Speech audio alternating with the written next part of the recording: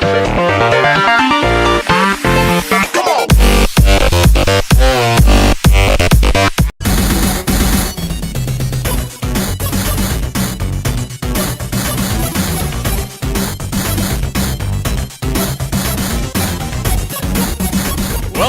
to the Console Xplosion podcast.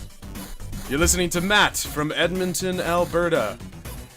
My name's Kaztech from beautiful, well, not so beautiful, Ottawa, Ontario.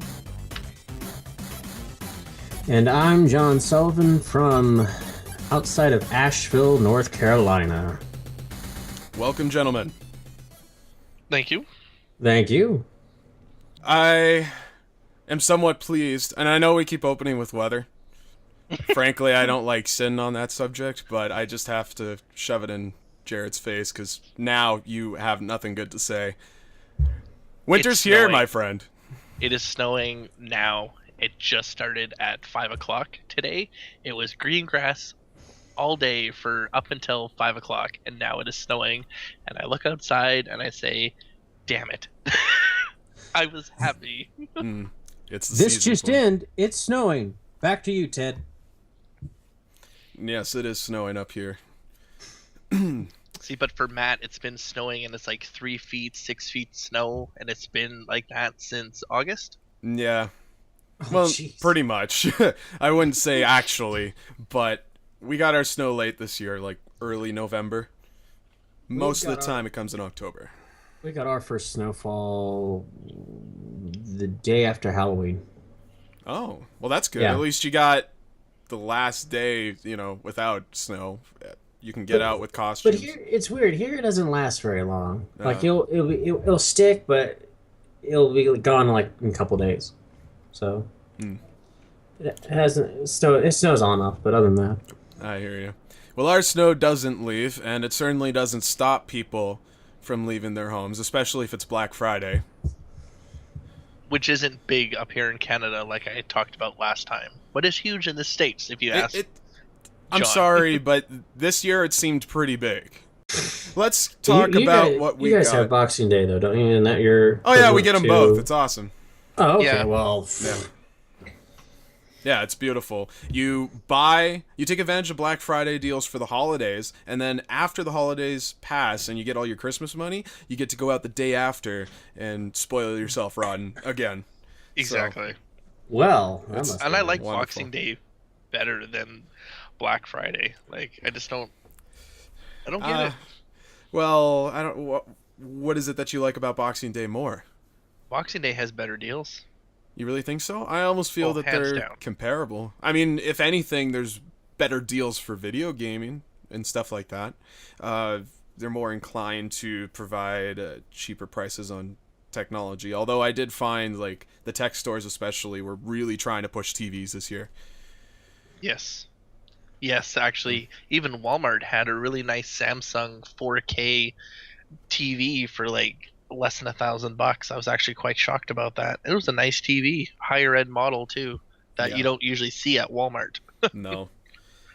And everybody, for some reason, and I don't know if it's the same over there in North Carolina, John, but every store I was going to for the last week has been price matching, and they've all had to, like...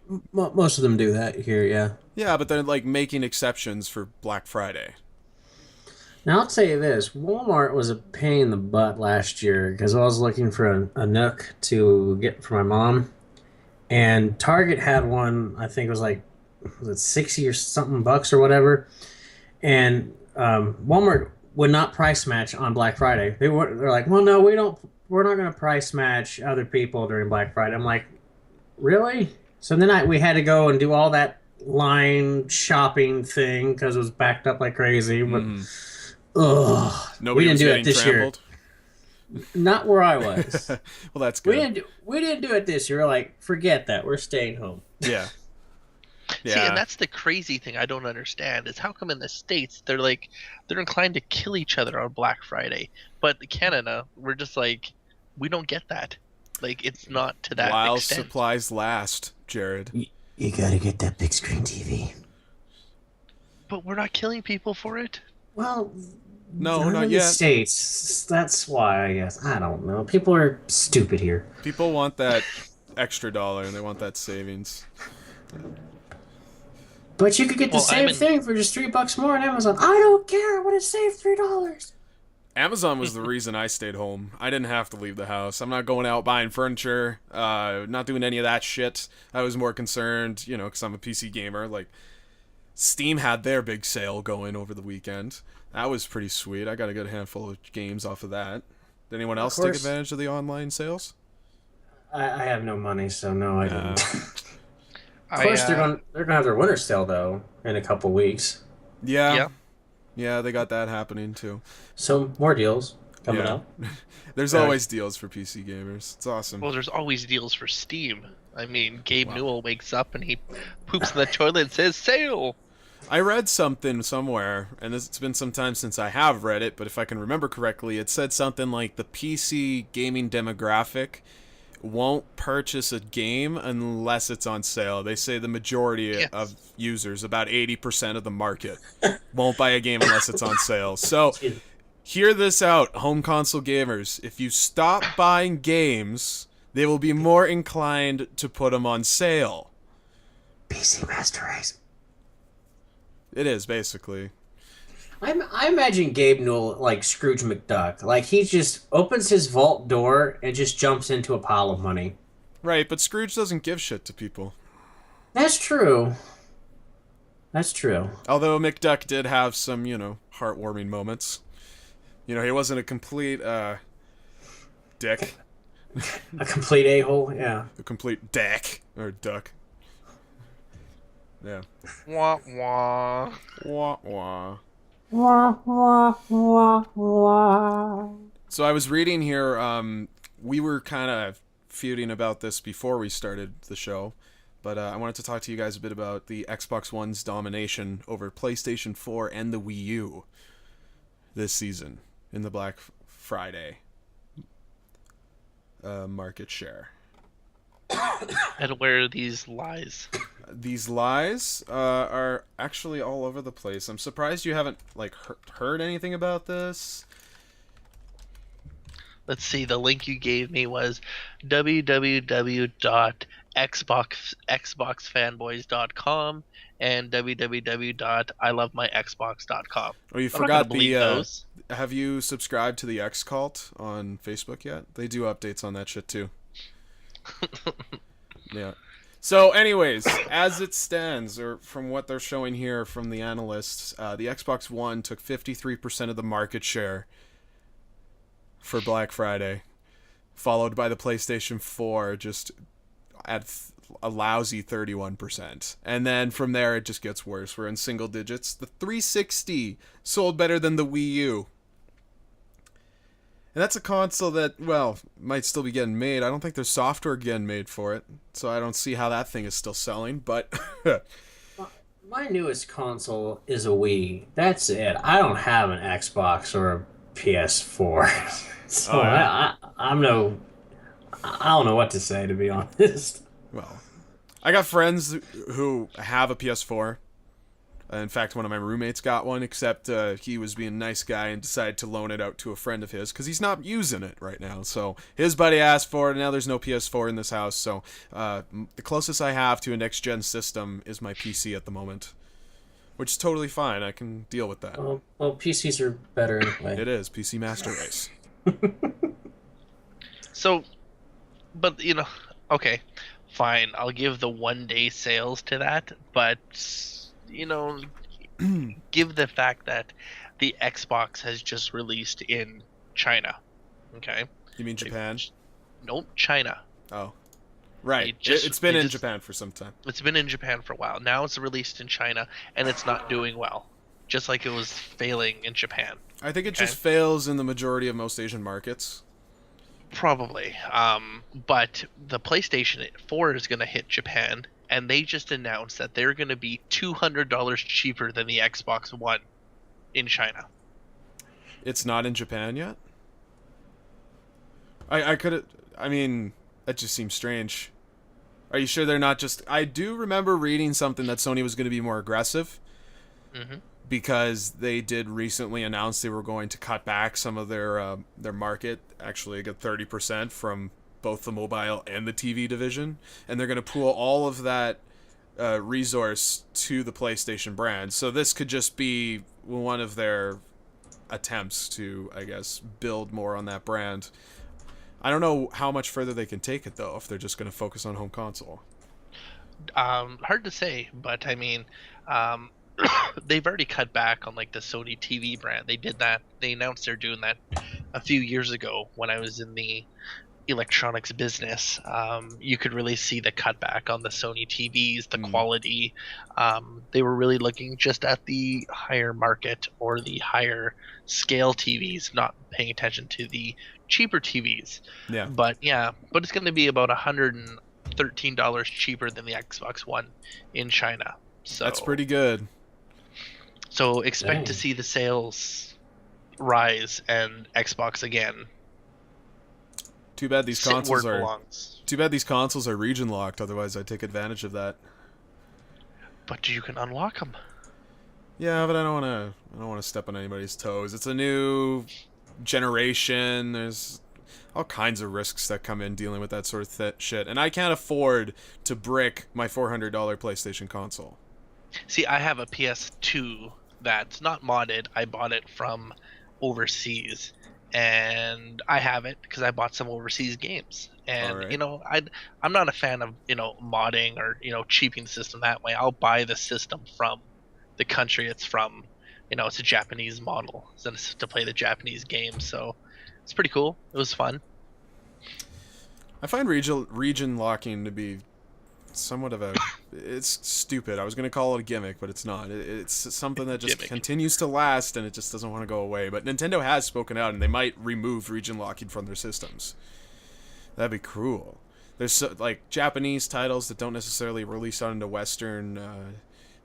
into the Western hemisphere. People want to try those games. There's a demographic there that will take them in. So I don't have an issue with modding a console if it means to play a game that you truly have a passion for. It's different if you put in cheat devices to help you win at a game. No, of course.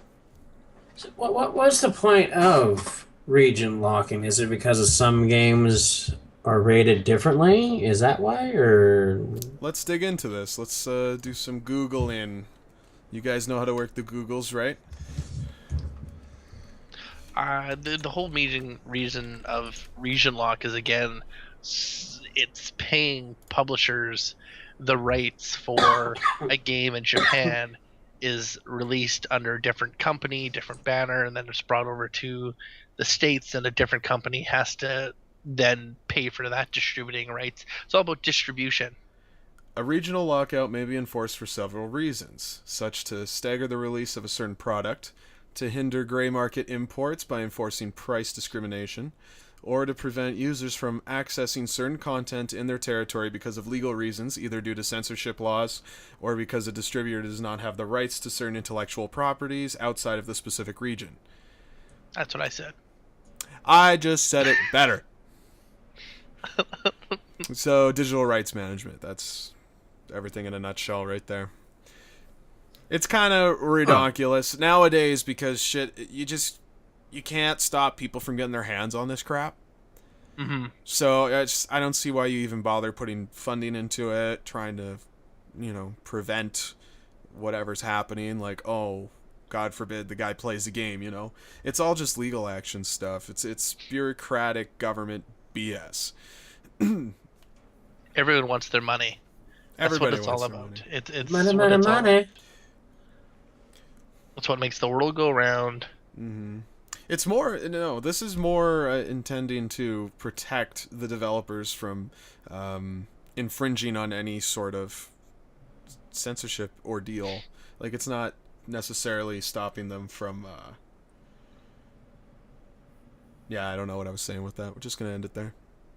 If somebody wants to play something that's technically censored in their country, they're going to find a way around that. You know that.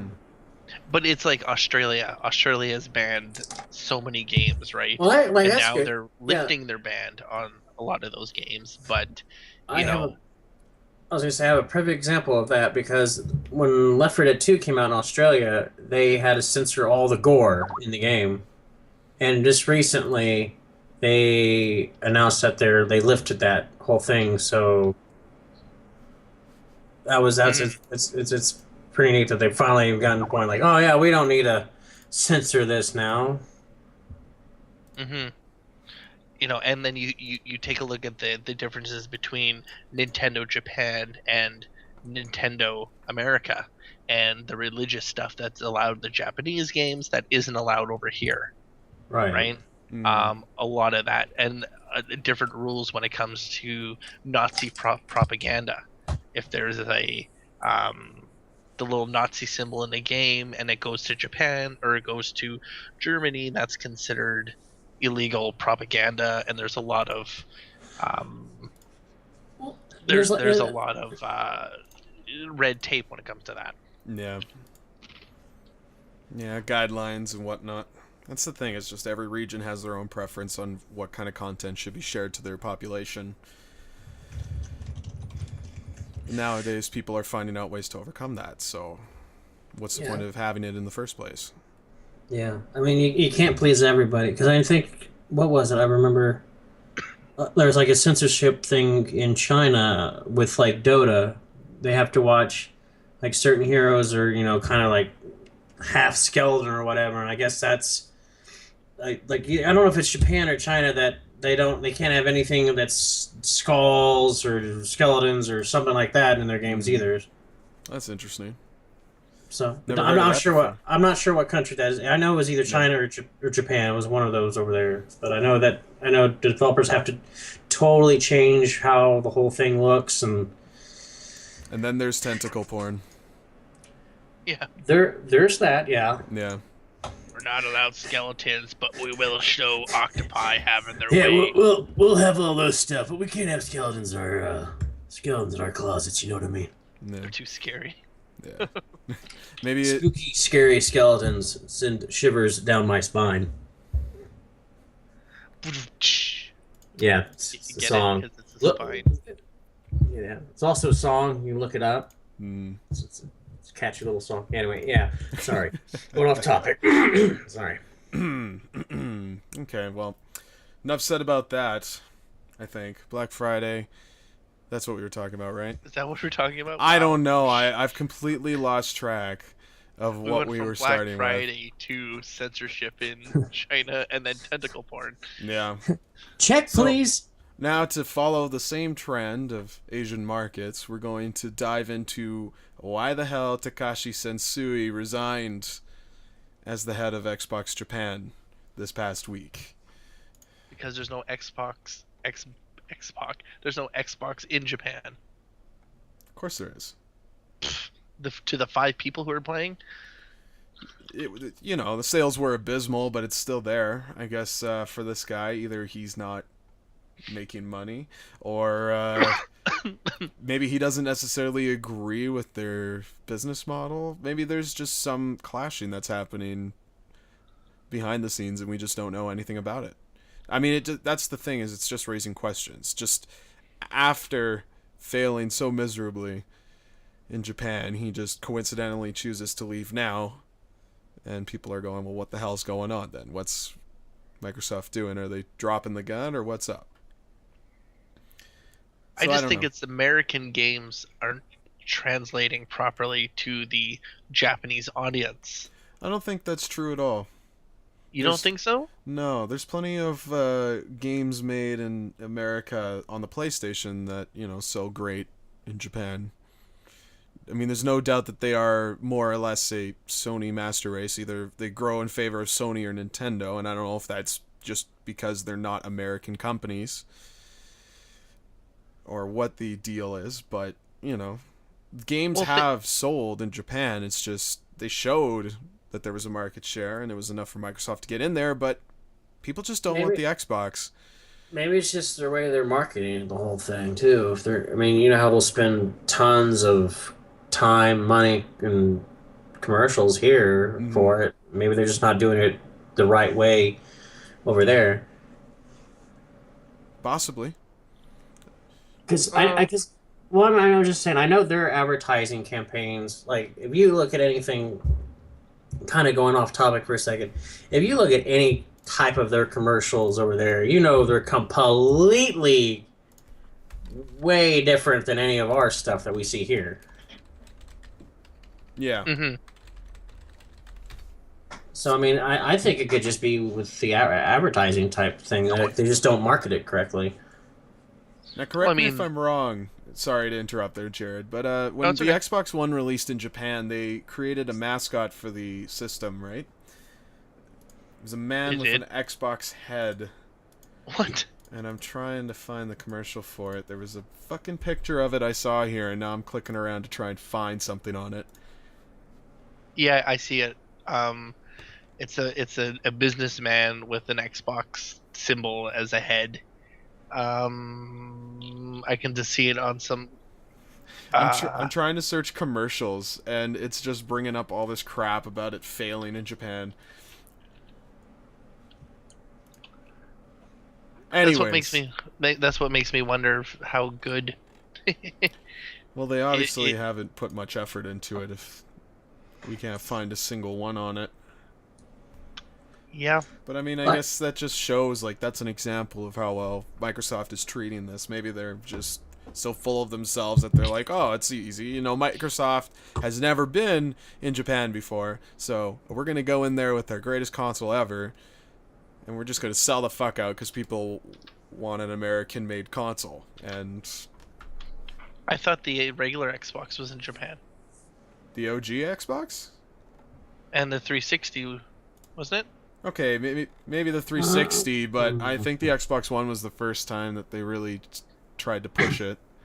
It says this: the Xbox 360, like the Xbox before it, failed to sell in Japan. So why are they even trying? Mega Man creator Kenji Inafune speaks on why the Xbox doesn't do well. So, anyways, the Mega Man creator himself says... They seem to lack a personality. I don't know if you guys have ever found that with the Xbox. It kind of has a look, but it lacks a personality and a heart that we see in Sony and Nintendo. It says, as a Japanese person, we are more attracted to domestic products, and I find myself being that way too. When you see two products with similar features, and one's from your own country and the other one's from foreign countries, it's easy to pick one over the other. I can believe that. Which is completely true. Yeah. And then you just like, hey, idiots, it's all made in the same factory. Side by side. But I mean, because Microsoft, I guess, they claim Xbox is made in the USA. That's why. So I don't think they push it as anything like good old American-made hardware. You know, nothing like that. Well, I'm just going by what the Mega Man creator himself stated. That's all. Oh, okay. Well, I mean, there you have it. It just Microsoft, you're beating a dead horse here. There's nothing. For everything, just give up. Just pay attention to your security. That's all. Target other markets. Why does Japan have to be the one market that, everybody needs to get their hands on? Yeah, come out with a new Zune, Microsoft. No. I'm waiting for my update. No. That's one smart move they made. They cut it back and, whatever. Funding's going elsewhere. They don't even have it as, like, a brand to put on, like, a music service anymore. I think they've discontinued that completely. I think the Zune brand's dead. Right? Am I just making false claims here? Well, when's the last time you saw a Zune? Like a physical Zune? Yeah. I could dig one out of my drawer. I'm sorry. You own a Zune? Yeah, I went to the States one year, and I actually bought one. I loved it. It was pretty good. You should frame it. It was like I think it was the first gen Zunes. Oh. Or was it the HD Zune? I don't know, one of the two. I liked it. It was different from Apple.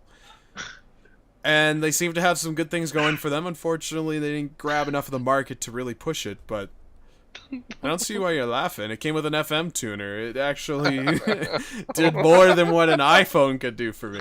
So, I guess at the time it was iPod. We didn't have iPhones yet, but they did try. Keep that thing. It'll be worth something someday. I think so. Yeah, maybe a penny. Some collector out there might want to get his hands on it. I'll give you 2 Oh. pennies. A relic of the past. A relic of the past. If the Microsoft Zune. company just bottoms out. Just fucking a Zune and an Xbox together. The beam of light coming down on it.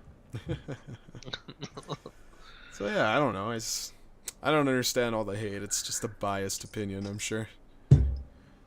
Well, apparently you can buy a black Zune, 120 gigabyte for $170 on eBay.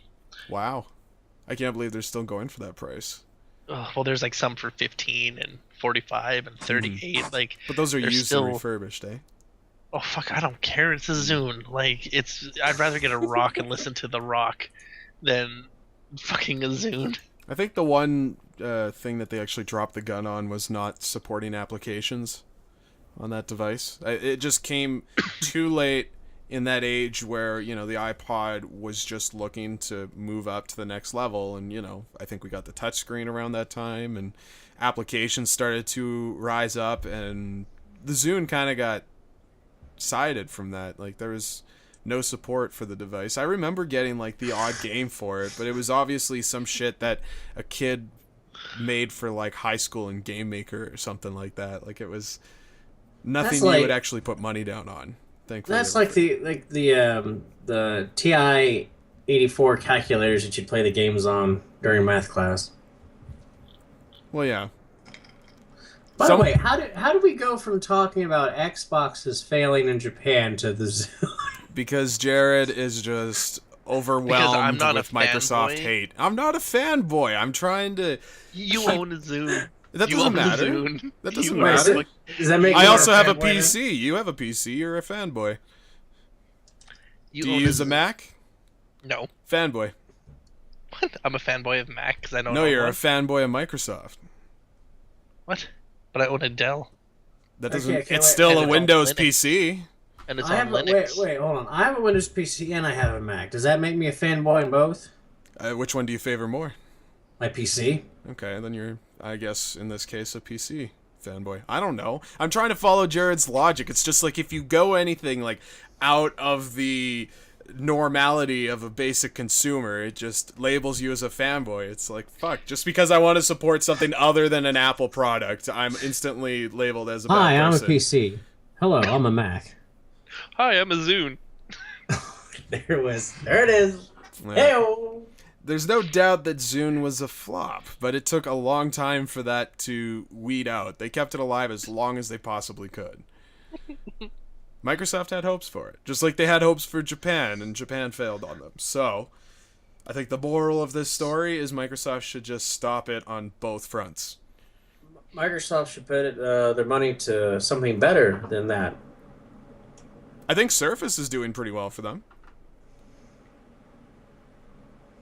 I don't hear any arguing from the Jareds. I don't even know what a Surface is. The I don't know Microsoft either. Surface? That's their touchscreen technology.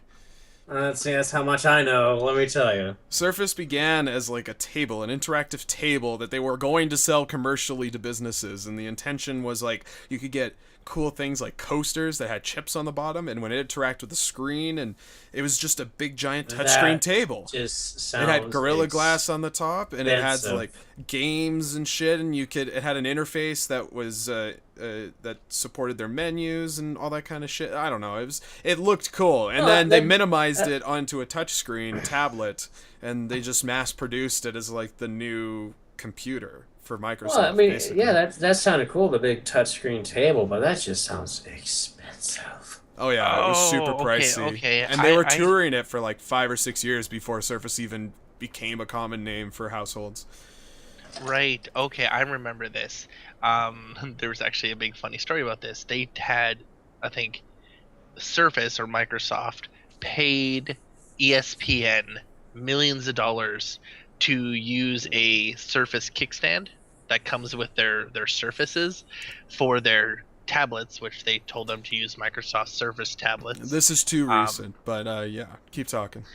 To use their Surface tablets with their new Surface kickstand so they could promote that, hey, this is what the Surface does, and then everyone who watched the ESPN broadcast, they all had iPads on the kickstands.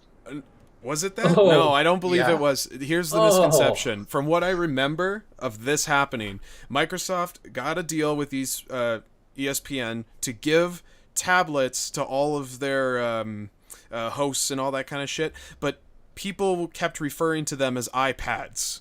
And Microsoft got pissed off because they are a Surface tablet. It is different, but it's such a common name. It's like calling a sandwich bag a Ziploc. Like people, or cotton swabs Q-tips. Like it's just something that's stuck, and it's not common knowledge apparently. This is all, we're talking seniors here. These people are old as fuck.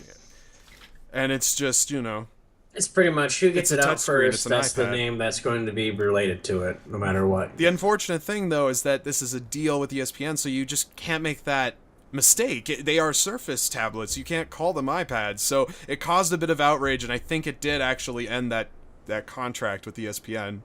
Completely breached the terms, but you know, you almost couldn't expect that to happen. I'm sure Microsoft was just offended to shit.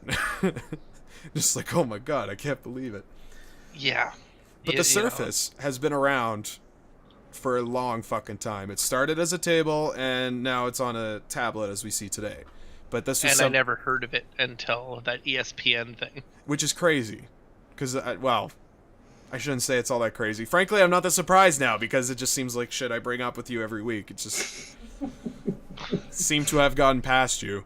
But did you guys ever watch, like, G4 Tech TV or anything like that? Yeah, I used to. I got really big into like Attack of the Show and stuff. Basically all of their live programming, and Microsoft would tour with Surface, and they got to test it out, and you know, even when they went to conventions and shit, it would be there, and people would still, you know, demo it and demonstrate what it's, you know, all about. It looked like a cool concept, except I don't think we're ever going to see it commercially, at least not anytime soon.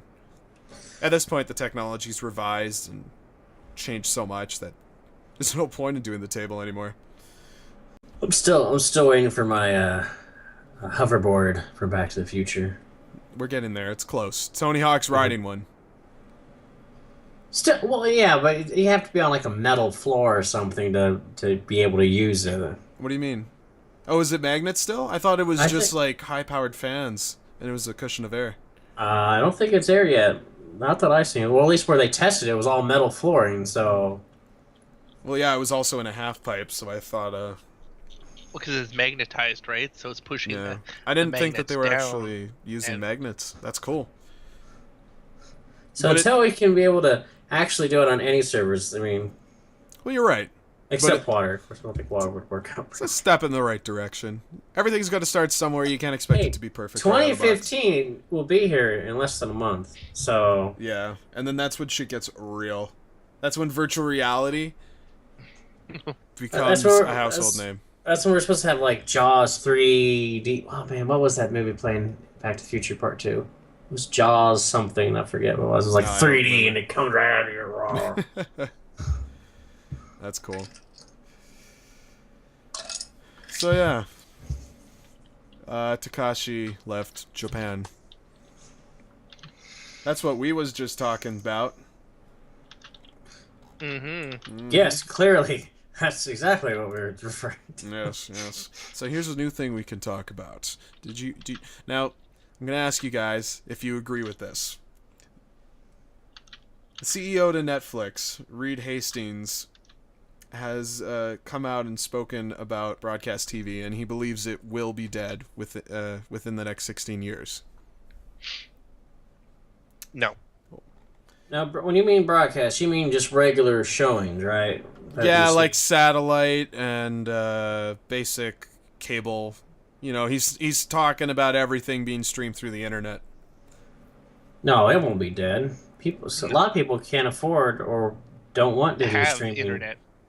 Plus the amount that you might have to spend on streaming alone should I say spend on internet for just to be able to stream, though. I mean, until they can get prices right with, I think, how much you pay for internet, I don't think everybody's going to be out getting streaming services. Right. But we're saying this now. Think of 16 years down the road. Like, just think of what's happened to us in the last 16 years. Like, just before the turn of the millennium, and what the internet has done for us in the last even 20 years. Like, for me being alive, I've seen it change so much, and give it another 15 years, who knows where we're going to be. Well, I mean, I guess it's a good point. Like from going from dial-up to DSL to cable to what is it now? What's the newest one? Fiber optic? Is that it? Is that the Yeah, newest one? fiber optic, yeah, it's Well, providing high speeds fiber to optic's computers. still pretty new, I guess. Yeah. But I mean, who ever thought we'd be at this stage, and who would thought we would still be at dial-up from all the way till now, Yeah. And people these days still have dial-up. Like, that's a thing that still exists, and that unfortunately happens because these people live in places of the world that they simply can't get a basic internet connection for. So, Right, and like I said earlier, like some people just can't afford, having that high-speed internet yet either. right. Or they're in a location, like you said, where they don't have the luxury of having internet providers there. They have to have their dial-up. But I mean, just with that amount of time to surpass before, what he's projecting to be the demise of broadcast television, like, I think he's just saying that people will become more accustomed to plugging in an Ethernet cord into their television box instead of a coax. Well, I mean, are you still able to stream 1080p high definition movies though? Still with doing streaming, or Well, yeah, because it would be I like don't you're doing stream, it now. so I just mean on a more- I'm not sure how streaming works exactly, but Well, you know how you play games on the internet, right? mm-hmm. Same idea. Hmm. All that information is being sent to you via the internet, and devices are talking to each other. Well, see, I think the other thing is people are going to need like a smart TV and stuff like that to be able to stream too, and right now those are still up there in price as well as Yeah. with 3D TVs. So I mean that's still gonna. I don't think it's going to take over yet because also how many streaming services are there? There's Netflix, there's Hulu, there's Amazon, HBO. HBO has their one coming out now, and I think doesn't iTunes have something with streaming now, or am I not correct on that? I honestly can't. There's say Apple TV. That's what I'm thinking of, isn't Apple TV, yeah. Rogers and Shaw have Show Me now, or Okay. Show Me, which is their own streaming services, which have full, as they called it, because we phoned to upgrade our internet. They're like, oh well, if you want to upgrade your internet, if you have Netflix, we're calling this the Netflix killer. It's Show Me gives you all access to TV shows. and Everybody's movies calling their streaming that service the aren't on Netflix killer. I have We- to. No. we- How? I'm sorry. That's what I'm sorry. I never understood how those things can work. Because how are you able to watch those without paying? That's what I don't get. Because it's through your cable. You're streaming Ah. through the cable. You're not streaming through the internet with Show Me. But in order to get that, you have to have a higher speed cable line. So they have to come in and redo your cable line. That's what they said, but you don't But really okay, need to when the guy came. How much of a hassle is it for people to do that, though? First, you gotta wait for the technician to get out. You still have to pay for a service call, and if the equipment doesn't work, then you gotta send it back and deal with all that kind of shit. Wouldn't it just be nice if you could take an Ethernet port and plug it in, and it's all good, no problem? Like, when you have a headset and you're trying to do Skype, how easy that is? Technology fails, my friend. Technology does fail, but it's becoming more and more prominent in our everyday life, so we just kind of have to deal with it. What happens if that internet goes out in your neighborhood and stuff? Then you can't watch anything. Nope. And it happens to this day. If power goes out, we're fucked. You guys have That's had your power. share of We're talking about blackouts. internet. Well, no, just anything, really. If the house But see goes that- out and you can't get internet, you Well, see sit this- there and you feel stranded. But like see, the Castaway. neat thing though, in some of the things we have now, like I have AT&T, what is it, Uverse, and the neat thing about that is, if my power goes out, I can if I have a generator or something, I can hook my generator up and all that, and plug that into the generator, and I have again. I'm watching stuff again, and don't Not have to wait for the power. necessarily. If the power cuts out in your neighborhood, then possibly those internet boxes could be. True. Could But be it's disabled. not. But the same concept goes for people with satellite. I mean, they can just hook into like a generator if power's out or something, and boom, they're Yeah. watching stuff again. Yeah, totally. All you got to do is feed power to it. See, I was with what is it? Not Verizon.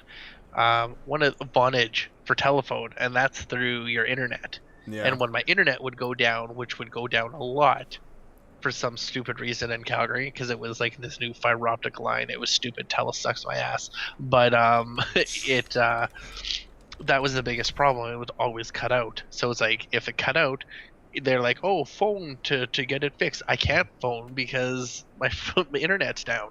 Yeah. So you rely on your cell phone. So I hate technology. I just feel black and white.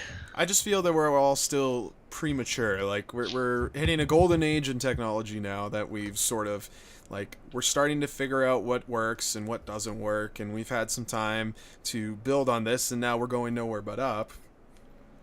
And I just feel like in the next 16 years, what we're talking about now will almost be irrelevant to how the world is going to treat technology.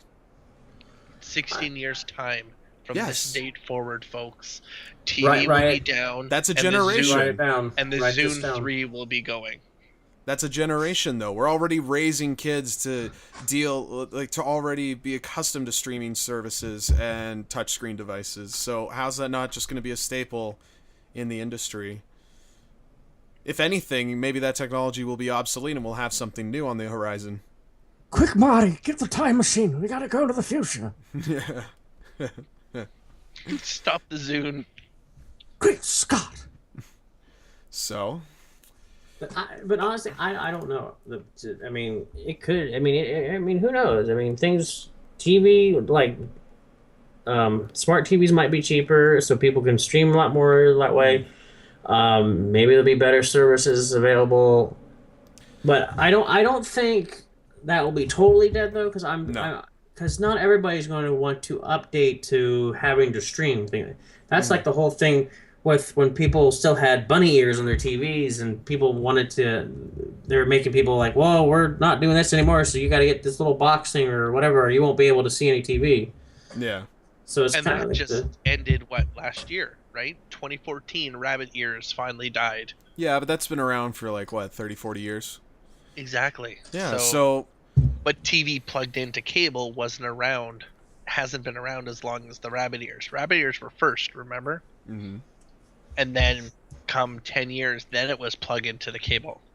Right. So cable still has probably another 10, 20, 30 years. I'll say 20 to 30 years. That's my set.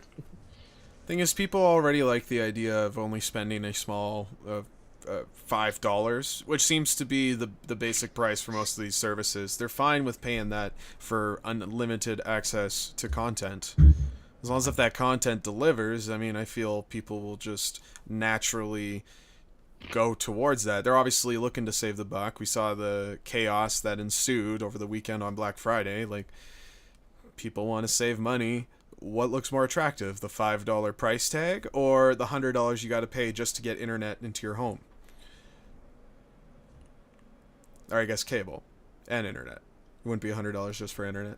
I pay that here, but that's excessive. Me and my roomie split on it, and that's all we pay for. That's expensive. It is, but we get 100 gigs, and the up speed is like 30. So my God, don't rub it in. I'm not trying to. It's just I gotta justify that price. Don't rub it in. Well, I pay for cable internet phone here $250, so That is just insane. Are you paying on hockey packages and wrestling pay-per-view? Like, what's going on there, buddy? Do we have to have an intervention? Hockey packages were thrown in. It's for the internet. Internet download is like, I don't know, 190, and upload is like really high. And that's just for yourself, eh? Rubbing it Well, in. no, it's for a household, but Of how many people? And how much of you actually use that internet? Because for me and my roommate, we need to be able to spare like at least 30 megabytes per second to each other.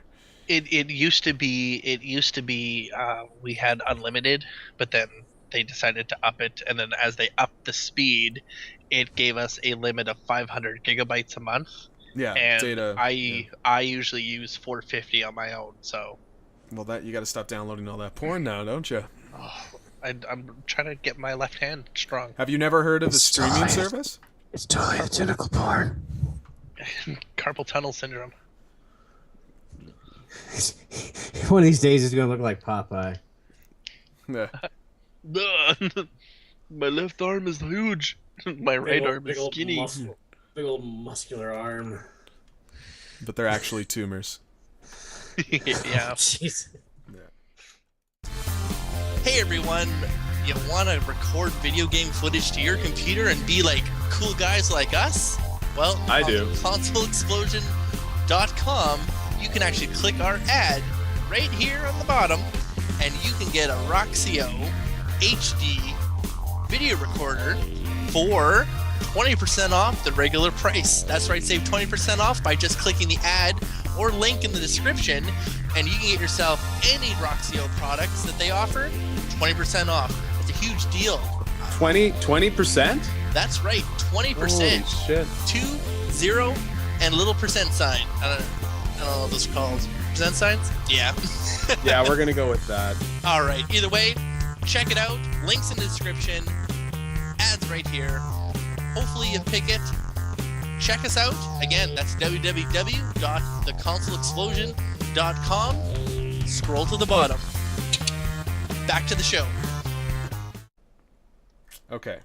Well, I think we're done talking about that. And I gotta work better on my segues, but they're terrible to We're work done with. talking about that. We're done with talking Folks, about if the you Netflix haven't guessed, CEO we're- just plugging his streaming service. Oh, is that what we were talking about? Holy shit. Yeah. If you haven't I guessed, totally folks, forgot. we're done talking on this subject. Moving on. Moving on. I know one thing that we forgot to talk about last week Hmm. was somebody celebrated something special. Who? Matt lost his virginity. Who? No, I'm joking. The I was gonna DS. say who, Matt? You, Matt. Me, Matt. You, Matt. A woman enjoyed the redheaded jungle. Yeah, she did. So let's That actually was get terrible back. cricket noise. I'm sorry. You should just like get yourself a soundboard. Yeah, no Just plug doubt, it in eh? there. Okay, so Hey, what are you getting we at? can Because have I a guest. did I have like a doing segue. sound effects and voices, so I'm sorry. I have noticed. Nintendo's birthday. You wanted to talk about it last week, and with everything that happened, it was kind of like, boom, gone, done. I would have more or less just popped it in with the honorables, but that's cool. Yeah, we could talk about it. The You wanted to talk about it. Nintendo's actual birthday or the DS? The DS. Okay. You You're didn't like, specify I want to that. talk about the DS. No, Well, no. whatever. It was your Nintendo story. I just simply suggested it. Well, you know what? I got something better than that. Because Go ahead. Go ahead. okay, I didn't know. I didn't know if I got something better than Nintendo DS. Half-Life 2's birthday celebrated 10 years anniversary, I think, about 2 weeks ago. Yeah. Now, if they would just give us our Half-Life 3, we'd all be happy. And on this day, I think you said, Kaz, that the original PlayStation just celebrated 15, was it? 20. 20 years? Wow. 20. Just getting up there, folks. And I was going to say that's bullshit but then I realized I'm 30, so yeah, that's about right. Mm-hmm. Yeah, definitely sounds right to me. Yeah, we're getting old. Mm-hmm. But over 102 million units sold. So, of the Xbox One, the original design. So, The original Xbox? PlayStation. Yeah. Whatever. Wow, fanboy. Oh. Fanboy. Mm-hmm. You kids and your I miss futuristic you. games. Back in my day, it was the Xbox One and PlayStation 400. Sorry. The Atari 8000. Oh, Oh, God, if don't get me Atari started. came back.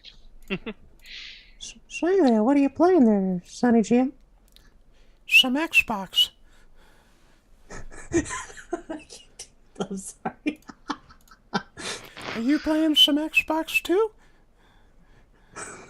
Yeah, hold on. Could really use a friend. Sonny, don't. God dang, I can't do it. We could be playing PlayStation, but they're not in Japan apparently. So I just play my Xbox. That's the Xbox that's on in Japan. Yes. I rather do enjoy the Xbox. It's one of the few systems here that actually speak English. Yeah. Yeah. I'm done. I'm sorry. Okay. Kaz is just like, oh, crap, what is going on? What do I do? What do I do? Yeah, pretty much. A little bit of me just died, guys. A little bit of me just died. Well, you should just kill yourself then. I was waiting for you to. I was waiting for you to come out with Whoa. something about like virtual reality and being able to touch people and with virtual reality now. See, that'd be neat. There's actually like a peripheral that's being developed to give resistance on your hands, so it makes it feel like you're actually touching things in a virtual space. I think we plugged it once in the show. Yes. But The boob kid. no, the Boob Kid is just independent projects, like something else is going on there. We're talking like legit licensed peripherals, working very close with the leading companies in virtual reality. And very much similar to what Hydra does, tracking your hand movements and trying to give you a sense of immersion in the game. This goes the extra mile and gives resistance to your fingers, so if you try and feel over something, it'll kind of give that realism that you're actually feeling that virtual object. So it's cool. That seems to be like the main thing nowadays, is like everybody's trying to get on the virtual reality boat here. Well, now that we've gone as far as actually, like, they've basically, and there's always room for revision here, but they've more or less perfected the design for the helmet. I mean, for the most part, at this point, companies now understand, and they're constantly making it better with more head tracking and gyroscopes and whatnot, but now we got to go that extra mile and bring in peripherals, because you got to get yourself more involved, and people want to move in that virtual space, right? They want to interact, and they don't want to be bounded to a computer with a keyboard and mouse. So naturally, there's a market for it. Like, that was expected when this instantly became a thing. It was just like, well, we have to capitalize on it. People will want it. And I've seen... Go ahead. I was just gonna say, I don't want to have to wear all of this gear. I mean, I know we're just getting into the beginning of it, but I want to be able just like to have virtual reality where you just have to put like sunglasses on or something like that, where and then that's it. You can see everything just by that. But now, I mean, you have to put a helmet on, or you have to put, or like the Oculus Rift, you have to wear these huge goggles and stuff to be able to, and you still have a wire running to your computer. See, I mean, who knows how long it'll take before we get something like just like sunglasses, or maybe not even that. Maybe we just can just look without having anything that we have to wear. Mm-hmm. You know, like so who knows how long that'll take. Like a chamber, right? Just like a separate room you can go in and just... Like a perfect example, like I was watching today, Die Another Day, 007, where when he's gearing up and doing like a test run, all he's wearing is these like sunglasses, and he's just in this little circular chamber doing a gun shooting program or whatever, and that was it. Like, that's a perfect example I guess I can think of. Yeah. Because that's it. Like, you're not wearing just like one little thing, no cords, no wires. I mean, that's how I see it at some point. Yeah. Well, I mean, for this being the first wave of virtual reality coming through to the consumer, I feel we'll eventually get to that point that cords free, peripheral free, complete freedom in a virtual space. That will come in time. But like today, for these days, like, the wires are necessary for the response time. We simply can't do it cordless yet, although Oculus has said like that's what they're shooting for. Cordless just is a standard now in the industry, and I feel like throwing a cord in there is just gonna throw everyone off and may actually create problems, because people destroy shit that, you know, cords before caused issues for us, and then the cords went away and it was great. We have complete freedom. Now that people aren't really used to having a cord with their controllers now, I can see that coming back. Probably even worse. Similar to what happened with the Wiimotes back when it launched on the console. You had to wear that strap. Otherwise, you're whipping that thing into the television, because people don't have thunder grips, apparently. All I have to say is wireless headsets are awesome. They are. They really don't are, and have- I wish mine was wireless. You don't run over your cord or anything like that with your chair. Wires free is just awesome. And if they took it that far, would that be enough for you to get a virtual headset? I don't know. I think it's like what are the Oculus? Are they only developer kits right now? Is that the only thing? Yeah, 'Cause it's all dev kits. Okay. So how much are those? Are like what, $300-$400 right now? I think it's about 300. 300. Okay. I mean, well, see, like that's almost the same price of buying a console right now too. So I mean, if you could drop the price of that either in half or by more than that, I mean that's more reasonable to me. But, but I mean, like people that for instance, like don't have a job or something, they can't afford something like that to enjoy. No. See, I'm going to throw a link in here, and this is the type of virtual reality or immersed gaming that I would like. It's I don't know if anyone's ever watched the Tech Show. It was overseas. They did a whole thing where they did like a Battlefield 3 simulator where you're like in the middle of a whole dome shape and the game plays around you and everything it's very intuitive and it's Interesting. pretty good video. If anybody has a chance to see it, we'll make sure that we have it in the Yeah, that's kind of like that's exactly kind of like what I was talking about from Die Another Day, James Bond movie. It's almost the exact same thing. You're in like just like a little dome, and everything evolves around you, and it looks like you're moving forward or backward or whatever, but you're just right there. I mean, it could be a whole entire huge room, or you could be outdoors or whatever, but here you are, just right in this little confound spot, and you wouldn't know that. Now there is actually, I wouldn't even call it a peripheral, because the only thing it does is really assist in the experience, but it's not. Anyways, I'm going to explain what it is. It's like a stand that you're in, and it puts you in like this harness that freely moves 360 degrees. I know exactly the one you're talking about, yeah. Yeah, and that really is a cool idea. I mean, it's I think limited for what you can do with it. I think where was Can't exactly jump or anything.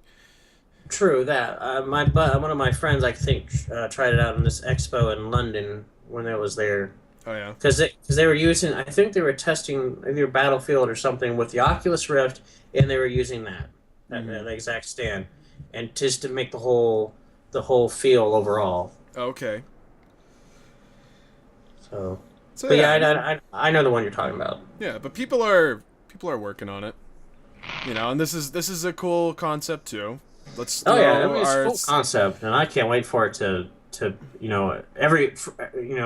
later down the road. I mean, much later down the road. Here, every gamer that will have this set up in some part of the room. I mean, who knows? Maybe people now. I mean, I guess people nowadays have their own gaming rooms practically. So it wouldn't be surprised to see this just a gaming room just evolved around this entire thing.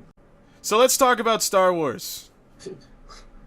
Yeah, I heard there was a new Star Wars trailer that just showed this past weekend. It's a hoax. It's a hoax. That's what we're here to talk about. It's fake. and if you fell for it, Although what the funny thing is, when that whole thing came out, there were so many people thinking like the one fan made trailer was the actual trailer. Oh, there was a few of them. There wasn't just one. Oh, not only with that, I mean, there was some good fan made trailers. Yeah, if you didn't know what the scenes were from, I'm like it could fool people, and I don't blame them. I posted one on the site, and quickly, about 20 minutes, I think, after posting it, people on the chat were talking.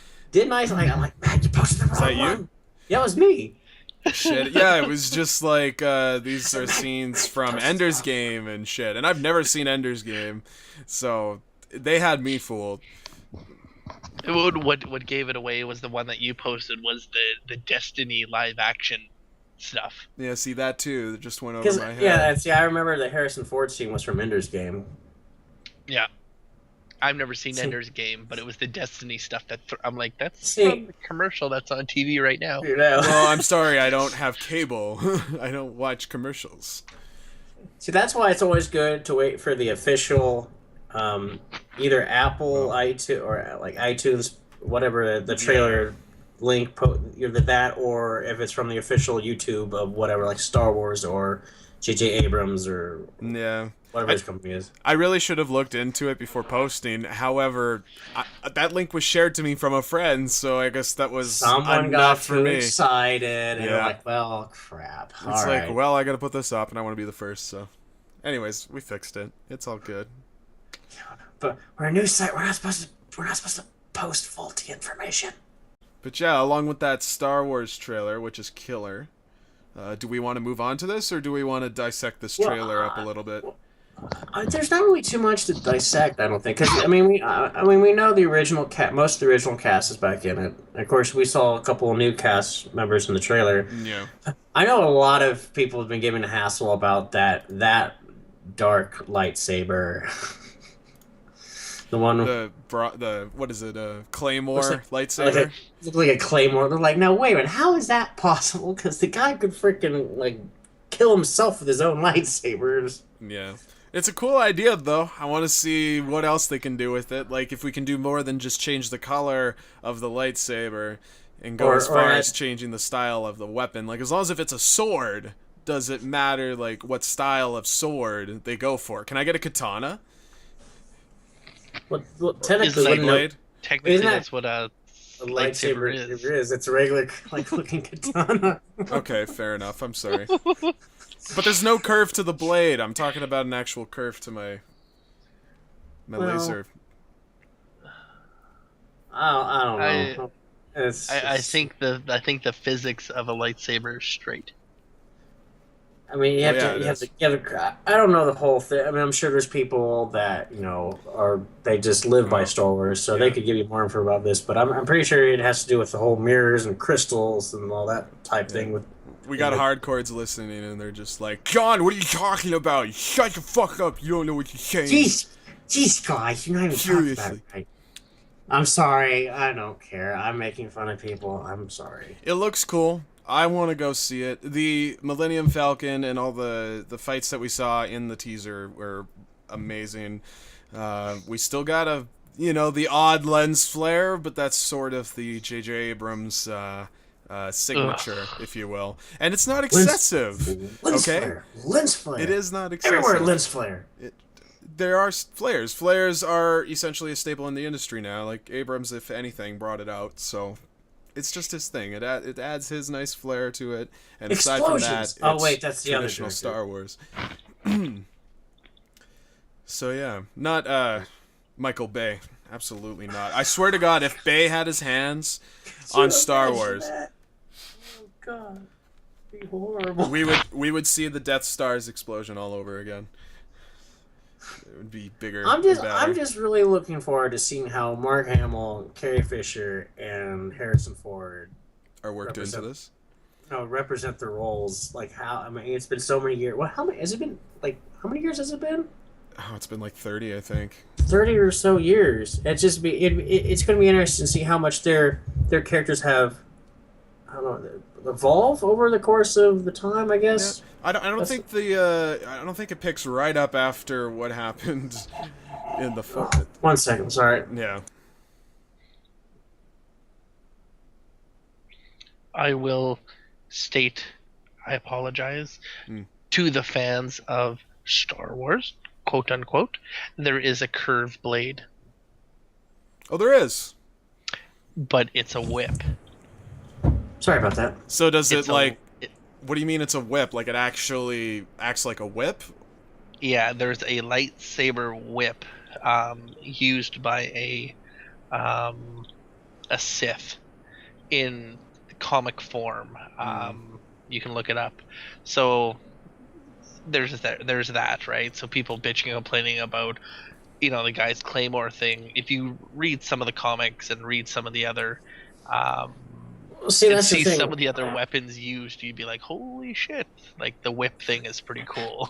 Yeah, gets versatile,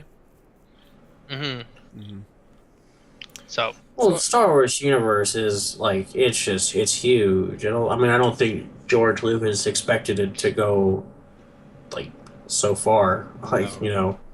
And it's obvious. There's a lot of like decisions that they've made over the years to sort of help fix things, and I think it's a good move on J.J. Abrams' part to disregard all of those changes and just being like, we're gonna follow the Star Wars lore as it was intended from the original trilogy. So we're not going to focus on any of the new shit that's been out there, the TV shows, the video games, all the extra fleshed out universe that's been put out there over the years. It's just completely cut out of this. But isn't the bad guy Darth Revan from the Old Republic? I don't know. Nobody knows. I mean, maybe some of the characters are coming in, but this is essentially rewriting the history of Star Wars. You think so? They said that. They're talking about it. Disney needed to make a public statement on it because it got so much ridicule for, gaining the Lucas name. They were just like, we're disregarding everything that's been put out there. Like, Star Wars will still have spin-offs and they will still have their own shit, but as far as the movies go, it follows a very specific timeline. And it doesn't branch off into any nonsense. So... The one thing, this is not really dealing with the trailer. Well, technically it deals with this new Star Wars movie, but I was really looking forward to that one Star Wars game. I don't know what it's called. Star Wars... Oh, what was it? But it was canceled by Lucas because of the whole... I think you know the one I'm talking about. Jar Jar Simulator?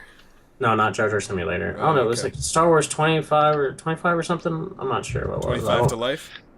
It was Star Wars 2553 or something. Yeah, that's what it is. 13. That was canceled. Okay.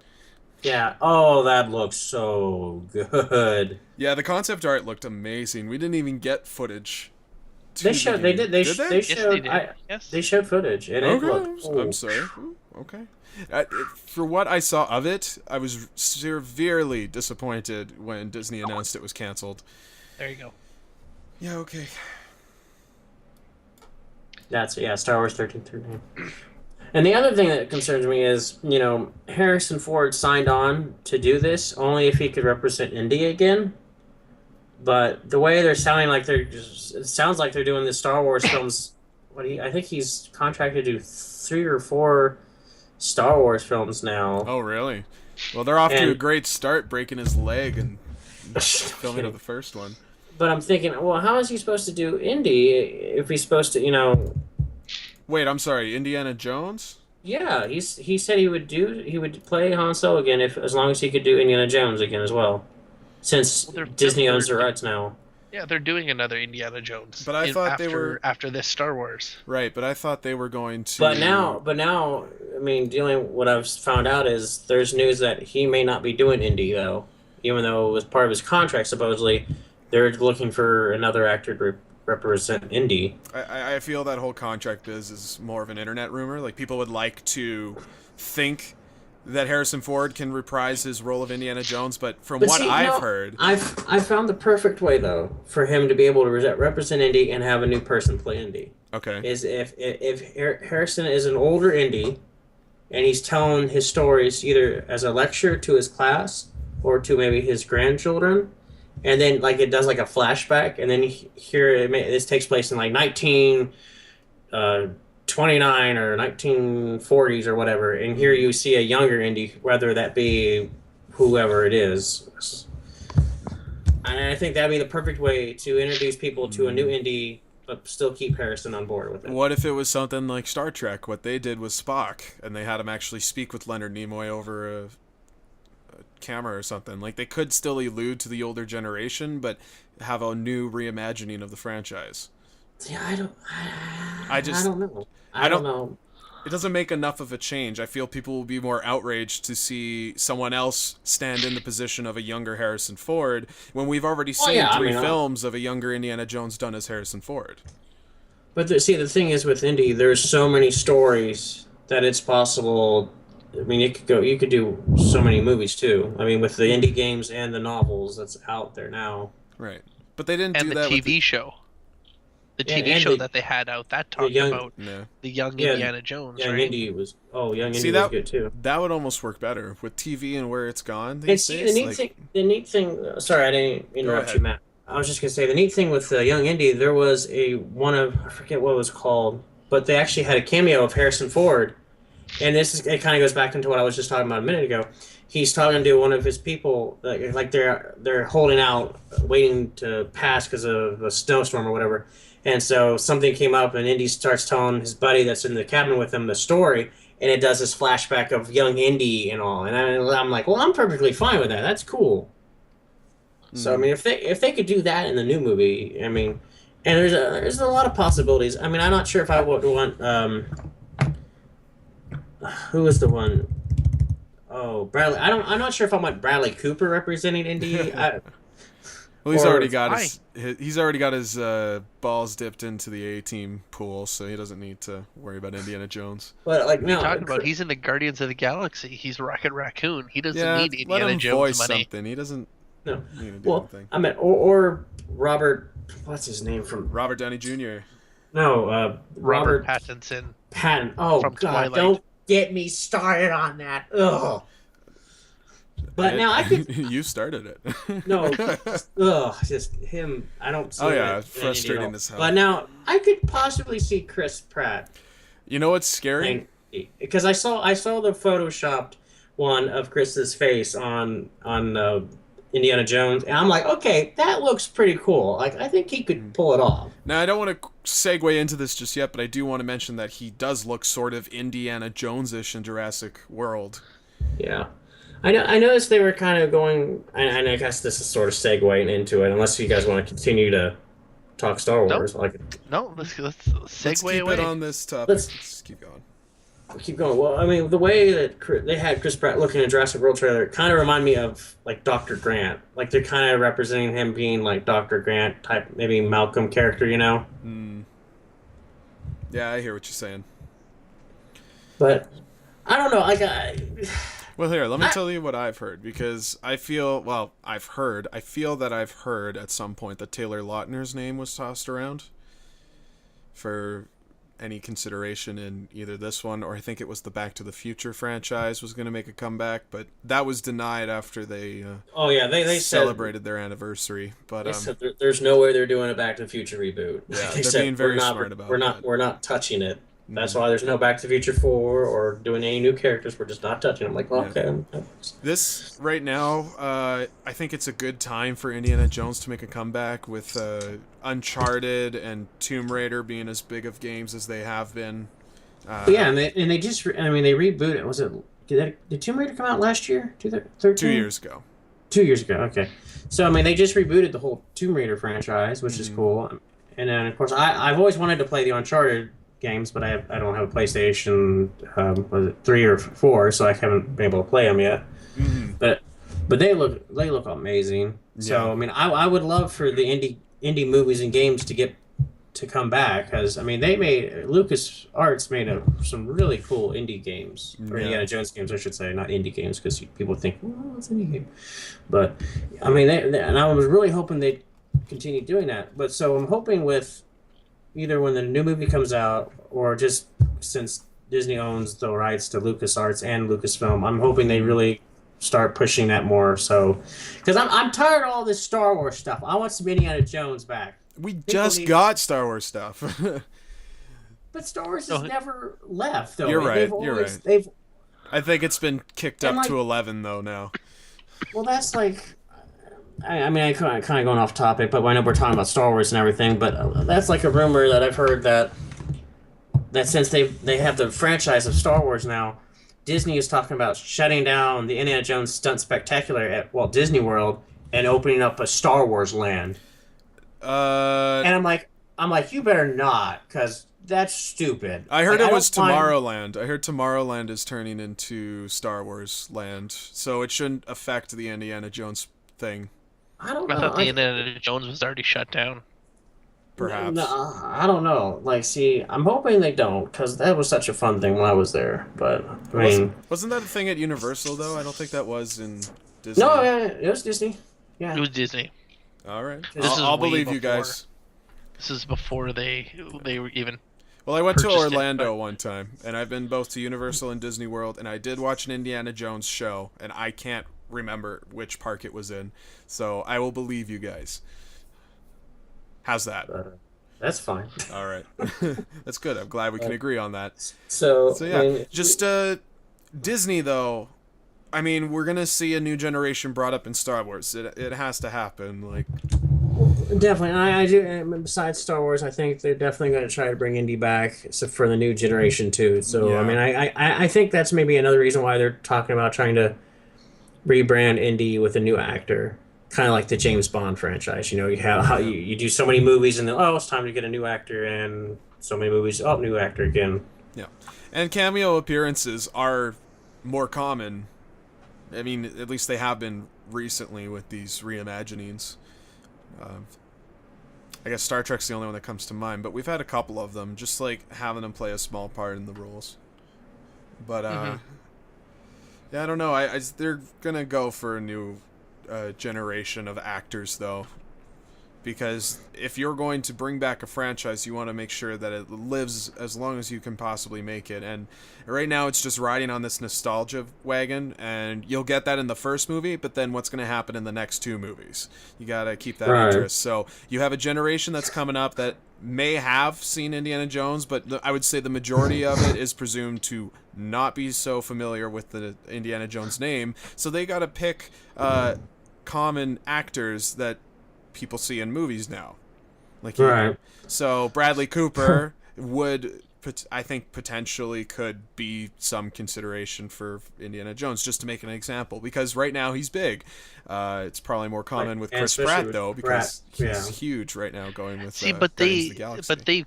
they cast a guy that looked like phenomenal as Indiana Jones.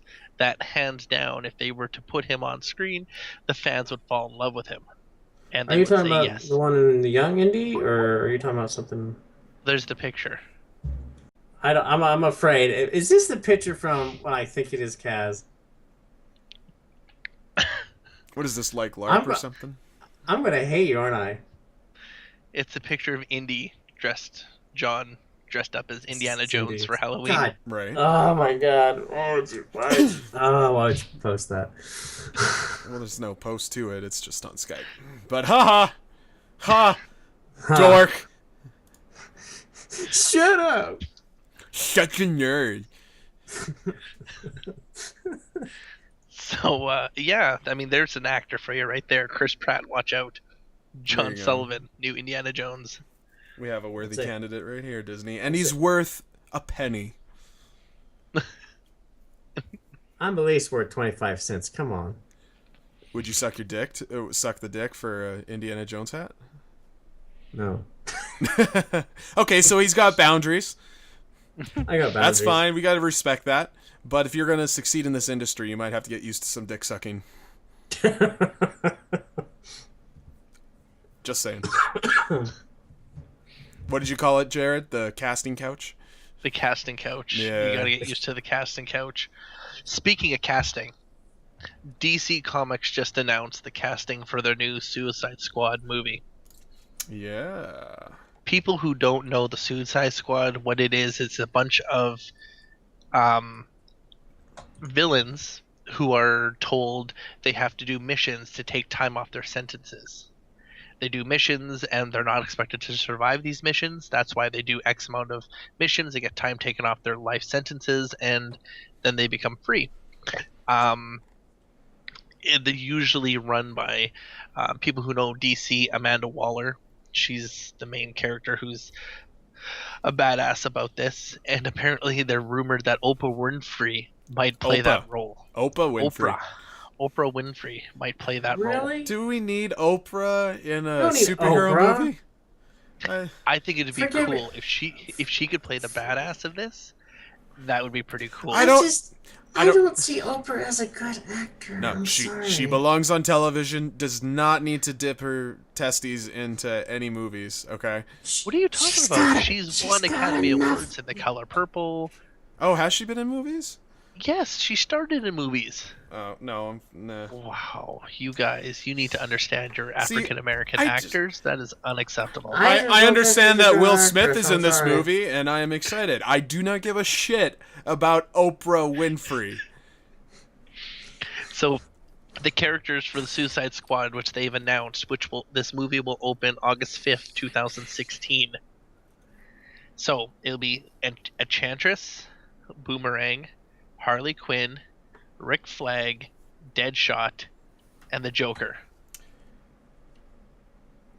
Those are the villain list. There's that, so you guys can read along with me. I do like the idea of Jared Leto being the Joker. I do. Yeah. I think don't that's know. pretty good casting. I mean, we'll have to see how he does the Joker, but I still don't think nothing will compete with Heath Ledger's Joker. Well, yeah, but it's been some time now. Like, that's, 2006, 2008? In that range? Like, we can't keep sitting on that. Personally, my favorite is Mark Hamill as the Joker, but... Okay. Mark Hamill?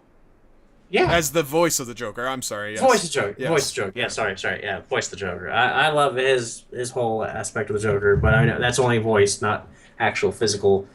Have you heard the new guy that they have voicing the Joker? Hamill retired as the Joker now, and they have a new voice actor. He does a good job. He does an excellent job. Is it John DiMaggio? Or is this No, it's not DiMaggio. I gotta find this. I want to say it's, oh shit, okay. Joker's been voiced by Jeff Bennett, Mark Hamill, Kevin Michael Richardson, Michael Emerson, and John DiMaggio. So, I actually can't pinpoint exactly who the new guy is. I know the guy that voiced in Batman, what is it, Arkham Origins. He wasn't bad at all. I think that was... Yeah, I think that was his first role, I think, was this new Joker actor. Wasn't he... Isn't that the voice of Booker? The voice of Booker and Joel You from know what? Last You of could Us? be on something there. I think it... Oh, what's his name? I knew the name, I just can't think of it off the top of my head right now. Booker DeWitt voice. Let's see. Troy Baker. Troy Baker, yes. Now, he's not bad. He's really good. I think he is the current voice to the Joker. I could be wrong on that, but that sounds about right. See, but to me, the one thing that kind of raises a flag here is the Joker was never a member of the Suicide Squad in any iteration since the 1950s to 2014, 2015. I was just wondering that too, because I don't remember. Yeah, he's never been a member of them. So to have him in here, is he going to be the main villain? I think he's there to bring attention. Because nobody's really heard of a Suicide Squad. You know, unless you write comics, you're not too familiar with these people. So put the Joker in there, and that brings people to the movie theaters. Harley Quinn. I mean, nobody knew Galaxy the Guardian. Well, okay, but then they just have Harley Quinn to ride on it, and I think more people are interested. Everyone knows Deadshot. You can't honestly say that. My only concern... I'm talking about a common consumer. The moviegoer. Okay. I'm not familiar with the character Rick Flag, okay? But Rick Flag is the one that put the group together. He's just their boss. Okay. My only concern is... Oh, so he's Nick Fury. Pretty much, yes. Pretty much. But see, they have Tom Hardy playing that character. Yeah. And if you're not familiar, he's the one that played Bane in, what was it, what was it? Yeah, I don't know. What was that movie? Dark Knight? What was it? Shoot. Dark Knight Returns. Dark Knight Returns, yeah, okay, that's it. Or Rises, I'm sorry. Right. Whatever. Anyway, you're all familiar. You know what I'm talking about. But anyway, it's like, he was Bane in the one Batman movie. So, I mean, that's like... That's a different universe, though. Like, it doesn't seem to be the same feel that DC wants. Yes, it is. It's a completely different universe. What? It's a universe that only exists in the Christopher Nolan movies, and he's said before that he's not working on any more future DC projects. So, yes, DC has been trying to disregard... I'm just saying, it's DC, though, is what I'm saying. It's still a character in the DC universe, though. Right. But we had Ryan Reynolds as Deadpool, and he was Green Lantern, so what makes you say that? Can't be... Because that's Marvel and DC. So it's different? You can't pick a side? Anyway, do you know Bane was part of the Suicide Squad? So think about that. What if Bane is in that? Tom Hardy plays both. Maybe. Now that See, would and the thing is that they're tying in this with the Batman versus Superman movie Which because has no Christopher Nolan elements, period. Well, Jesse Eisenberg, who plays Lex Luthor in the new Spider-Man or Batman versus Spider-Man. Superman, Interesting. whatever movie that is playing Lex Luthor in this one. Yes. Well, besides, I mean, DC, of course, is trying to compete with Marvel in their movies, of course. But I think with this, Batman versus Superman, man, I think they're just putting. I think what's going to happen is they're going to have so many heroes and characters in the pot that I don't know if it's going to do good or not. You know what I mean? Because I mean, you already have what was it they have? They have Wonder Woman. Isn't it Aquaman? Who else did they have? They announced that's in that movie. Besides Lex Luthor. But not in costume. There's a difference there. Wonder Woman makes an appearance, as does Aquaman, as far as I know. But they're not going to be in costume. No, they have... Wonder Woman is. Well, they released that media picture of her. I guess you do have a point there. So, I mean, we still don't know if they are going to be in costume or not. So, I mean... I just heard that they weren't going to take it that way. These characters were going to get spun off on their own movies before the Justice League film comes out. But I guess Wonder Woman's been pushed back from there, hasn't it? Yeah. I think so. So some things have changed in the coming months. So... It's just going to be interesting to see what DC comes out with. With the amount of movies that are coming out and with, the heavy hitters of Marvel coming out. You have Jurassic Park coming. You have, reboots galore. Mm-hmm. It's going to be an interesting movie season. 2015, 2016 is going to be huge for the movie industry. That's for sure. And there is a lot of money riding on this Batman versus Superman movie.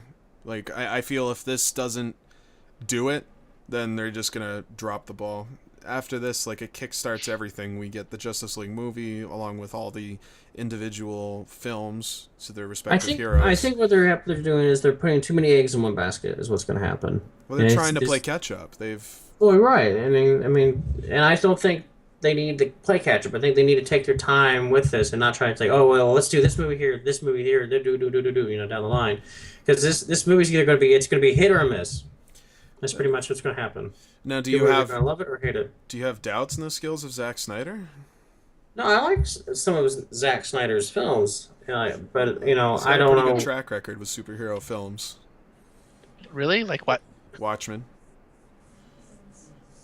I liked Man of Steel. I've never seen Man of Steel. Really? I've seen Man of Steel, and that's a riot. It's fun to watch. Okay, like for instance, this is my own opinion. Punch. I like Sucker Punch, sort of, but like I wasn't a fan of Man of Steel or Watchmen. Like I just didn't, I don't know. That's my opinion, though. So, which director do you feel would do better? Well, that I can't answer that. I don't know. Okay. I don't know. Actually, you know what?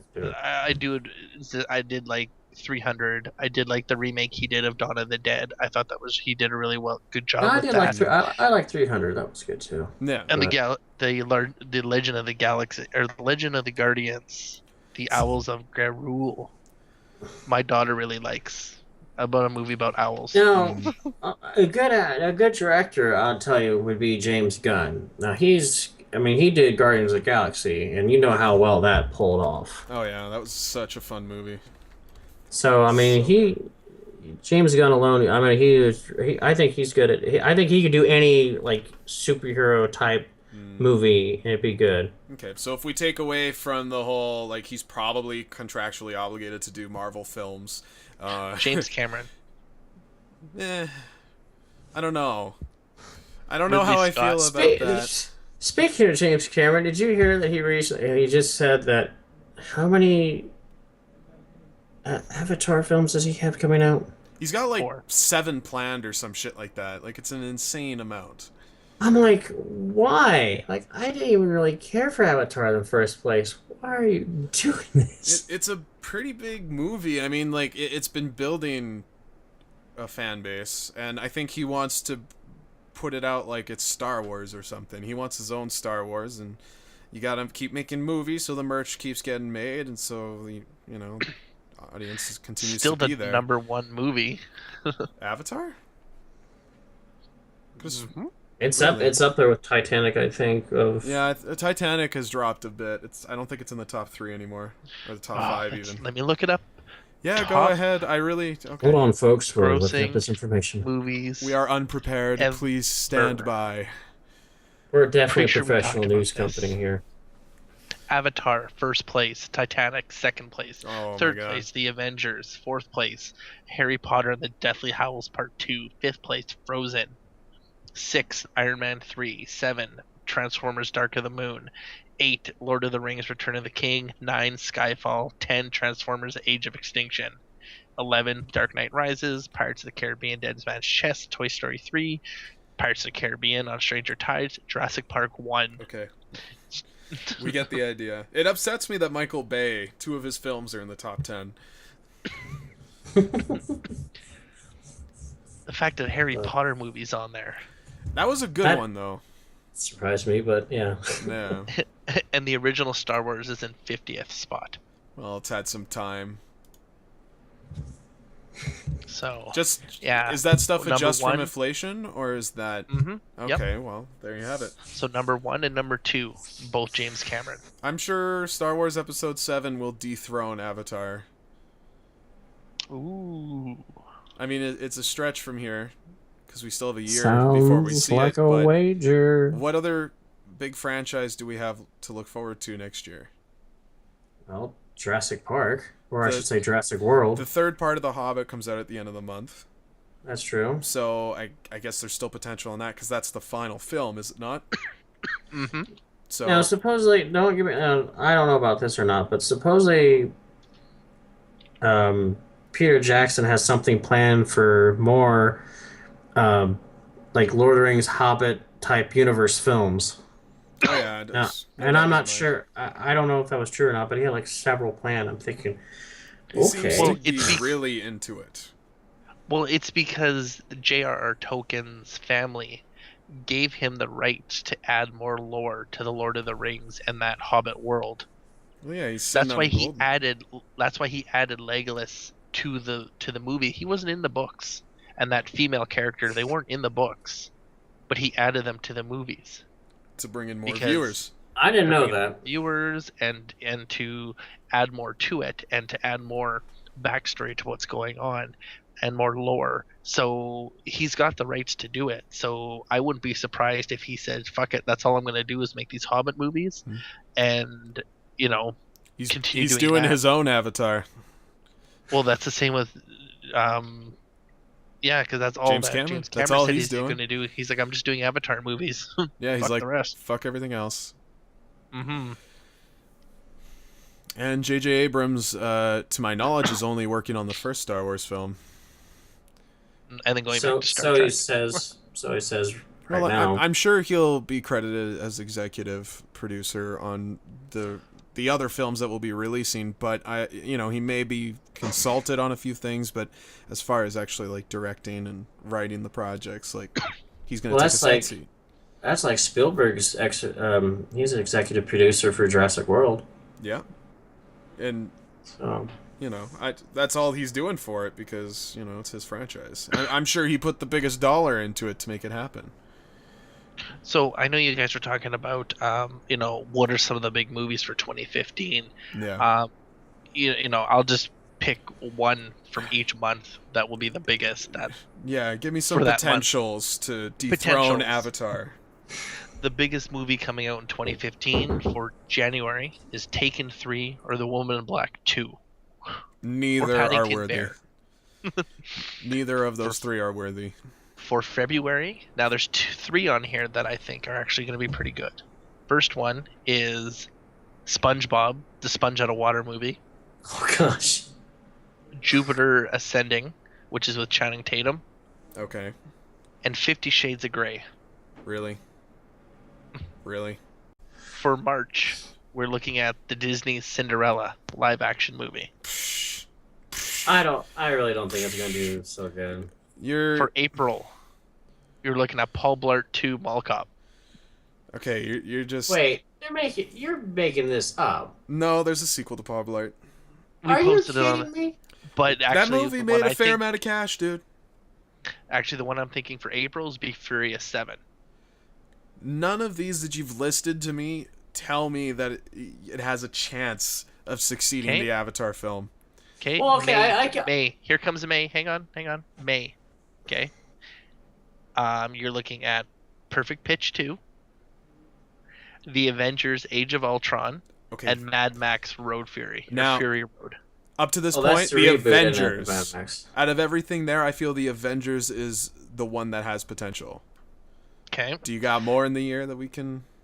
Oh yeah. Really? June, Jurassic World, and The Okay. Transporter Legacy, and Ted 2. Okay, maybe Jurassic World. July, Magic Mike 2, Ant-Man, Jesus. Pan, and Terminator Genesis. Okay.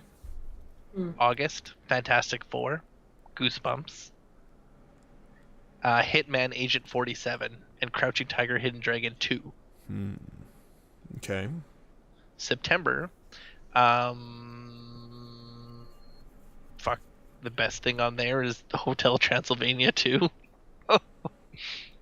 October, I didn't The know that Jungle was Book, big. the remake Is that- of The Jungle Book. That's a live action? The live action though, one isn't that it? Jon Favreau is directing. Okay, that should be interesting because I like Jon Favreau's films. He does a Yeah. really good job. November 15th. Oh shit. November 15th seems like it's going to be a big month. You're looking at The Hunger Games Mockingjay Part 2, What? Mhm. Friday the 13th sequel, the Peanuts movie, and the new James Bond movie. Skyfall was 5th, right? And that was the last Yeah. one. So that's a contender. And then you're looking at for December, Kung Fu Panda 3, Mission Impossible 5, and of course Star Wars The Force Awakens. All right, so of the next year, 2015, I'm going to call it on either being Jurassic World, Avengers, Age of Ultron, obviously Star Wars, and I missed the last one that you put out there, the... Mission Impossible 5. No, nothing in December. It was in November. James Bond, the new James Yeah, Bond movie. the James Bond movie, I feel, has Yeah, potential. That's I the think- one I'm leaning on.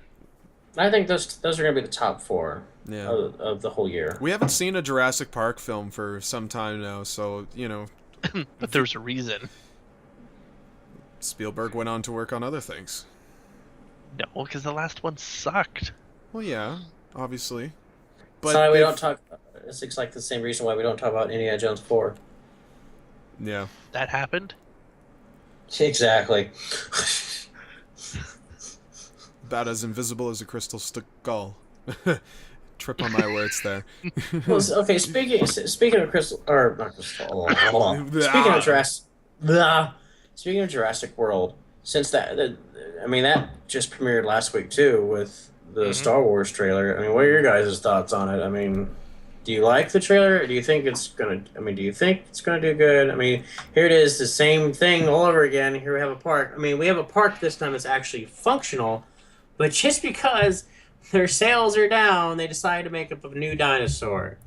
Now I And then we have hear this whole thing again. now I hear this We're whole running and screaming. this whole hybrid dinosaur thing is dinosaur genes spliced with human genes. No.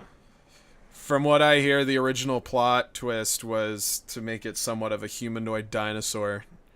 Originally, yeah, I remember reading about that. But supposedly, this is a dinosaur hybrid that has DNA of a T-Rex, Velociraptor, and a cuttlefish. Oh, okay. And the cuttlefish is there because of how it can disguise itself in its surroundings. Interesting. So it's just gonna be one of those monster movies where, you know, it's just... Like Malcolm said in Lost World, there's running and screaming. Yeah. I mean, it looks nice. Visually, I mean, it it's looks cool. beautiful. You know, special effects are seamless. You almost can't tell that they're fake. And there's plenty of humans now to be devoured and Like, eaten. it's neat because I've always wondered how the park would be with with people in it, because we never really got to see that in Jurassic Park, because this was way before the park opened. Maybe this when is it took- maybe this is a prequel. No, this is not a prequel. This is it says How would it be a takes place. prequel? It takes place 20 Why years not? later. Okay, After it Yeah. is saying 20 third years one. later. So why can't they just reopen go under new management, and someone else Because out there just people wants to do it. died.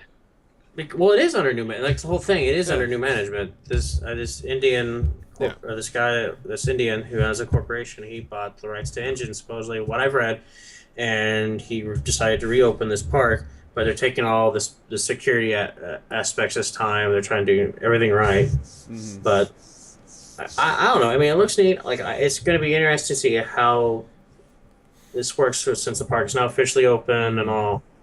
See, I really do hope that this movie can sell the scare factor to me.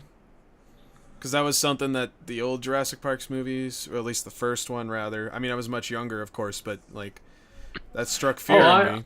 I love Jurassic Park. Suspense. The suspense. It was so good. And the danger in there. You actually did fear for these characters, and I just really hope that can translate well in this new... Well, that's like with Lost World. Like, I was kind of disappointed. Like, after I read the book was 10 times way better, and it kind of had that aspect. It had a dinosaur that could camouflage and stuff. I think in Lost World, I might be completely wrong. I need to reread that again. Yeah. But the one thing, there's two things that bothered me. It was Chris Pratt's acting in the trailer. Now, it could have been just a voiceover or whatever of him for the trailer or whatever, but I just think it was just very dry. You know what I mean? Like for example, it's like evacuate the island. Like it was just a flat tone, almost like a drone. Yes, I mean, do you know what I'm talking about? Yeah, it's just sort of like he's almost too comfortable of sitting in the hero's seat. And then like the line, this isn't nearly as exciting as Guardians. Well, it's like, the line where he's at the fence and he's looking at the scratch marks, and they're like, it depends on what type of dinosaur they cooked up in that lab. I'm like, you could have had a better line than that. Like, what the frick? Okay, maybe it's not. He's not Duke Nukem. He's not Duke Nukem. No, like, give the guy a break. His line could have been like, it depends on what the hell they cooked up in that lab. It could have been so cool. I mean, I guess it's because the kid factor. They want the whole family to go see Jurassic World. But...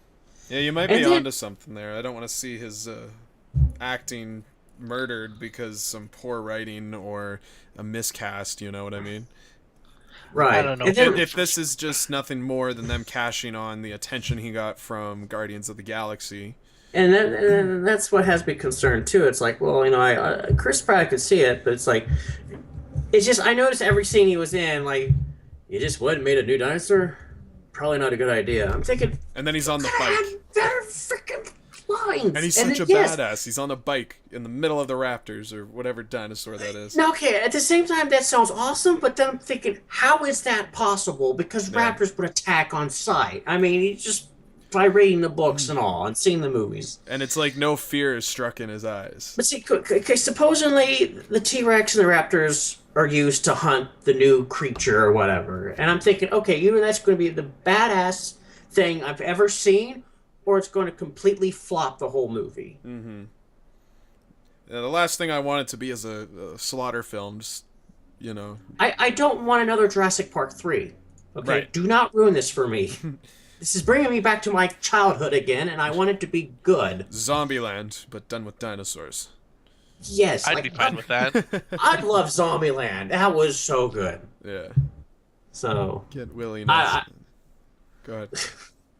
I don't know, that's the other thing. Like the end scene where he's just riding his motorcycle in between a pack of raptors. I don't know. It looks cool. It sounds cool, but at the same time, I don't know.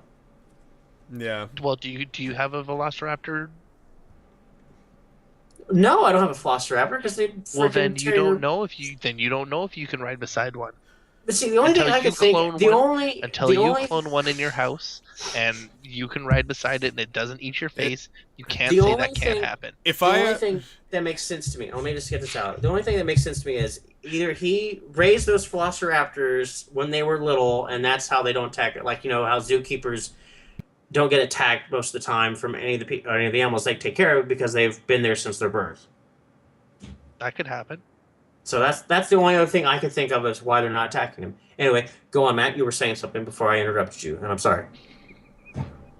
Well, at this point, it's irrelevant because I was just going to pop a gag in there with what Jared was saying, but it's all good. Let's do a comparison here, just to hopefully help project what's to come in the next year. This is the kind of attention that these films are getting. So Jurassic Park, or the Jurassic World, I should say. Sorry, so wrong. Jurassic World is just under 2 million views. At least on this trailer clip. Maybe I'm going off the wrong one. I should find the official Apple trailer. These guys are like #1 when you search it, but I want to get actual numbers on this. Because I'm on the Jurassic World. Here, Universal one, and Pictures, it's 39. Yeah. 39 mil. And we have Star Wars, which I did. Where'd the fucking... Here we go. That too is at 39, except Jurassic World actually succeeds. 39,846,209 people as of today. You right need now. to add in 743,480 views to that Star Wars one. Why is that? Because the Star Wars UK put the trailer out at the same time. Well, of course, we could accumulate views on everything, but I'm just talking going through from it's the officials. Official Star Wars. Star Wars UK is the Star Wars UK. Well, then where's the That's Jurassic official. World UK? They don't have one. They must. Anyways, this official trailer, the one that I'm looking at right now, is just shy of 400,000 views for Star Wars. Okay, he's got a link. Oh. Well, that link does me no good. But okay, let's at least end this whole movie talk and I can get into honorable mentions, because this conversation's carried out a fair length, and I already have to look towards a 2-hour episode to cut, so I want to shorten that time as much as possible. What say you, John? Oh, and the Jurassic World is actually on the Universal Pictures UK. It has 2.2 million views. Okay. So Jurassic World has more views than Star Wars. Right. So who knows? Maybe Star Wars has a run for its money. We'll see. Either way, I'm excited for both. Absolutely. Absolutely. 2015, it's going to be a wonderful year. Yep. I barely saw movies this year, but I think next year I'm going to have to actually set aside somewhat of a movie fund. Mm-hmm. It's going to be interesting. I'm excited for sure. Oh, I Movies know are you're gonna be excited. huge. 50 Shades of Grey, that's totally what you're waiting for, aren't you? And Magic Mike 2. Magic Yes. Mike 2. Can you watch both of them back to back? Like, pirate the first one, the 50 Shades, because that comes out first, and then come in the fall season when Magic Mike 2 comes out, you can play them back to back. Sure. Yeah, let's do that. And by let's, I mean you. Not me. I'll be there in spirit, okay? But you can think of me. Maybe not when you're watching that. No, that'd be disturbing. You need to stop talking. Honorable mentions.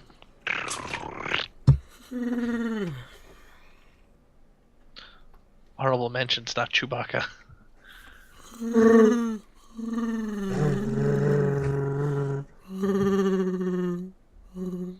Chewie, get back to the pilot seat. Whatever. Tune in to the next podcast when these two just do Chewbacca noises for the next half an hour. Da-da-da-da-da-da. Bing. All right, boys. We're coming to a close here, and that means it's time for honorable mentions. Yay! Honorable mentions. So good news for PlayStation fans. The beta for the long-awaited Dead Island 2 sequel will be out sometime next year. But for now, to suffice, you'll receive the Dead Island 2 beta 30 days before the rest of the world. So it'll be exclusive for an entire month on the PlayStation 4. Sweet. Us PC players better get a beta too. Oh yeah, it's coming to PC and Xbox One following that, but it will be exclusive for 30 days. I really hope that game is going to do way better than the first one. Or Escape. Did you hear the new Escape is the worst game of the year? It I is was like, weird. what in the world are they trying to do? Like a Borderlands type deal with it, or like I don't know what they're trying to I do don't with it, but know. it's not sitting right with me, and they should just stop changing the formula I'm and sorry. trying Wait, to find a balance. I don't know. They've had enough time to work this out. is this technically Dead Island 3? Because Yeah, what was that whole Ryder Wright Riptide. thing? I'm sorry, Riptide. Yeah. Yeah, this So could be. technically, Sorry. I was gonna say technically, wouldn't that be Dead Island 3? But they're calling it 2 for some reason. I don't know. I think Riptide, and I haven't Was played a through con- it, but it was was a a continuation of continuation. the first one. And this one, I think, Oh, okay. is supposed to So explore further on just the universe. And with the outbreak, you can basically go to any handful of people in different parts of the world and experience their story, having no correlation with the wasn't characters you played before. I thought this was only took place in L.A. No, it's on an island, is it not? No, I think it's in L.A. Oh, the The new sequel. one. I'm The sorry. sequel. I'm sorry. I didn't know what you were referring to exactly, but Yeah, no, you're right. The I'm at Dead Island 2. Technically, I think takes place in L.A. area. yeah, they have the is it the Golden Gate Bridge? I don't want to have this wrong, but There's a lot. I think. Like I I- think you. Can, my I think knowledge there's of a bridges lot. sucks, but there's something there in the logo that sort of helps signify that I guess it's in LA. For me, that tells me Because it's there. we really do our research. Let me tell you. I mean, before there was just the palm tree, but now with the palm tree, we also get part of a bridge. So, It could be. But I don't know my bridges. well, the palm Golden tree Gate- tells me Golden Gate- island. If it's out on the West Coast, if this supposedly takes place mostly in L.A., I'm assuming the bridge is the Golden Gate Bridge, since Yeah. that's the only bridge out in the West Coast that's See, I known. don't know. That's your word, not I mine. I don't know. But if I'm it's pulling called Dead Island and there's no island in the game, isn't that false advertising? Well, I don't technically, think you're it's on an false. island. You're on the big island of North America. The giant continent of Of Pangea. North America, you know South America is connected, right? There's the Panama Yeah, but they're still Canal. separate continents. America's education system, right there. So calm down. All right, next thing. Next Wait, thing, we're gonna move on. the That's, game- I didn't even want to dwell on these Island, things. Dead Island 2 takes place in a massive world and takes place in Los Angeles and San Francisco, There you go. and a third Okay. undisclosed location in California. Oh, okay. So just all along and- the coast there. And unlike the first game, which was set off the Peruvian New Guinea. Okay. Anyways, there you go. Just throwing that out there, guys. I There just you that is have it. interesting why they'd call it Dead Island too, but whatever. It doesn't matter. Whatever. It's an island, whatever. Go on. Beta exclusive for 30 days on PlayStation 4. Only if you get it from GameStop. Is that what it says? It's a GameStop exclusive. I don't think it's You have to buy it from GameStop. I'm reading through right now. I'm taking a skim. Are you just trying to dick with me here? No, I'm telling you the truth. I could Nothing believe in it's this from- article says that it's from GameStop. I'll send you my link. I will prove to you. Folks, it's either from GameStop or it's not from GameStop. We so can't you might want prove that. So just You might want to double check with GameStop and other formats of where you order your it's games off from. the beta's website. The site serves as a code redemption tool for players to guarantee access to the beta. Well, Copy. And here is there it is. Dead Island 2 beta. Right off their webpage. And it says GameStop exclusive. Right on it. Enter your Big- exclusive big badge. GameStop/eBay beta code. Okay, well, there you have it, people. GameStop. Go get it at GameStop. All right, you can get that instead of Assassin's Creed Unity. Ugh. I mean, it hasn't been failing. They seem to have fixed it, and as an apology, Ubisoft is actually offering a free game to people who purchased the game before the updates took place. It says some of the titles that are supported with this offer include The Crew, Far Cry 4, Watch Dogs, Assassin's Creed Black Flag, if you haven't played it yet, Rayman Legends, and Just Dance 2015. Although nothing is outlined exactly how everything's going to work out, but it's been written on their handy FAQ, and it does explain eligibility, so we'll share the links in the description. which, if anyone hasn't played The Crew, if you didn't get part of the beta, it's an amazing game, and we would have a video review about it, except for Ubisoft decides to piss on every single person that's tried to do a review, from us to everybody else, IGN, game trailers. What's the holdup? Isn't it available to consumers now? No, it was just a preview. Most places want to do a preview beta type review about the game and what it was, and Ubisoft has been stopping everybody. So hopefully that's never a good sign. No, it's not. So a lot of big players have been stopped, including us. So we'll. Why is it not surprised with Ubisoft, since they were laying off people too? Yeah. So either way, we'll see how it goes. We might have it out, we might not. Either way, that sucks. Continue on. Continue. All right. So Cards Against Humanity did a good thing for Black Friday. Not sure if you guys saw what was going online, but if you're not aware of this game, you can only get it through their website and their online store. For one day, the makers decided to pull it from the store and sell bullshit. Nobody knows what's in the box. It looks like a Cards Against Humanity box, but it has a little turd on the side, and it's labeled in big, bold letters in Arial font. Basic bullshit is what it says. Nobody knows what's inside of it, but it was sold for one day for $6, and it sold out, I think, within the first hour. Kind of funny. Not really It could be something really awesome, or it's the worst April Fool's joke ever. Now here's That's the not thing, even though. April. Here's the thing, though. The makers did state that it was going to be nothing but cow poop. The company spent most of Friday morning assuring its Twitter followers again and again that yes, this box will contain nothing more than poop. If you buy the poop expecting it to be something else that's not poop, you're actually buying a valuable life lesson for $6. What if they open a box and it's actually just like a bunch of little fake poop all in it? I don't know. It would have been... I didn't bother to dwell further into this. I probably should have looked up on it before bringing this today. I would have liked... I want to know what's in the box.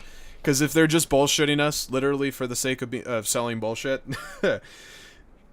You know, maybe it's an exclusive limited edition Cards Against Humanity game or something. Like, maybe it contains some cards in it that we don't know. Anyways, I thought that was a cool thing. We need to YouTube this and look up what happened. Possibly. So there you have it, people. If you're curious more, I guess always turn to your preferred search engine. So, okay, Sony has high hopes that the PlayStation brand is going to save the company. Apparently, they have seen a severe fall in sales, as much as 30% in both their TV and mobile divisions. And they did announce a couple weeks ago that they were going to cut back on these divisions to capitalize on the PlayStation brand, which seems to be their most popular product. Sony has factored in a multi-billion-dollar revenue surge into this 3-year plan they have for the PS4's success. And the company is expecting the division to generate sales of an increase of as much as 25% over the next 3 years. They're saying that could be as much as $13.6 billion. So, wow. I guess, root for Sony. So after 33 years, Future Publishing has reported they will be closing CVG. It's a favorite website in amongst the gaming community, and we will unfortunately see it close its doors after being in the business since 1981. Huh. Mm-hmm. That's interesting. Crazy. So the interview continues to stir up North Korean officials. Oh, the movie. Seth Rogen, jeez. James Franco's new movie, The Interview, continues to get pelted by attacks from North Korea. They've deemed it... they say that the actors deserve a stern punishment for making this film. Oh, jeez. And I agree. Their punishment should be a Academy Award. Mm-hmm. It says that on Friday when they condemned Seth Rogen and James Franco. They accused the film of utter distortions of the truth and absurd imaginations, and they call it an act of evil of provocation against our highly dignified republic and an insult against our righteous people. It's also called show business. Get over it. And the fact that Korea hasn't clued into the fact that this is simply just creating publicity for this film, they deserve everything that's being handed to them. No kidding, right? It's like, they're making such a big... Didn't he... Whoever the leader of North Korea is, I don't know his name. I'm horrible Kim at that, I know. Jong-un. Whatever. Didn't he make a threat like he was going to do something if they continue to release this movie or whatever? Oh yeah, they're making asses of themselves. They've constantly voiced threats towards James Franco and Seth Rogen, more specifically those two people. There's way more people that are involved in the creation process, but it's because his face is attached to it, I guess. He's the one everybody looks up to. North Korea, they're just trying to make stupid examples out of nothing, and if anything, they're digging a grave for themselves. True. Yeah. So Nintendo has filed a patent to finally get on board with Game Boy emulation for smartphones, PDAs, PCs, and other technology. Oh, jeez. It's about time, eh? Yeah. I don't know why it took them this long. It's good that they're getting into it. However, they're a little too late. There's plenty of apps out there already that are on Android devices. I don't know if you can... It's a little harder to get them on iOS, but there are ways. Emulation has been very... it's been... Is it imminent that I want to say? It's been there. It's always been there. I guess Nintendo should capitalize on it and make some buck off of it, because now they've realized it's a thing. But, yeah. Pretty soon we'll be getting licensed Nintendo emulating software. That'd be cool. Mm-hmm. That's cool. So, just to touch on this thing, those GameCube adapters, good luck trying to find one. Apparently, according to EB Games Canada, they claim that Nintendo has no intentions on making more adapters at this moment in time. So, if you haven't found one yet, chances are it's not going to be anytime soon. eBay.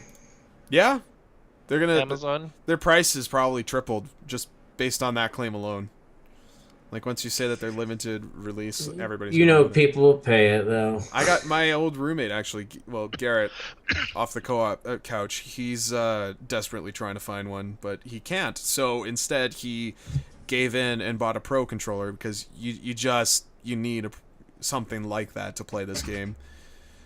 Not the same for everyone, but for us who have grown up playing the GameCube in the Melee version, then Brawl, and now this one, he can't settle for a Wiimote.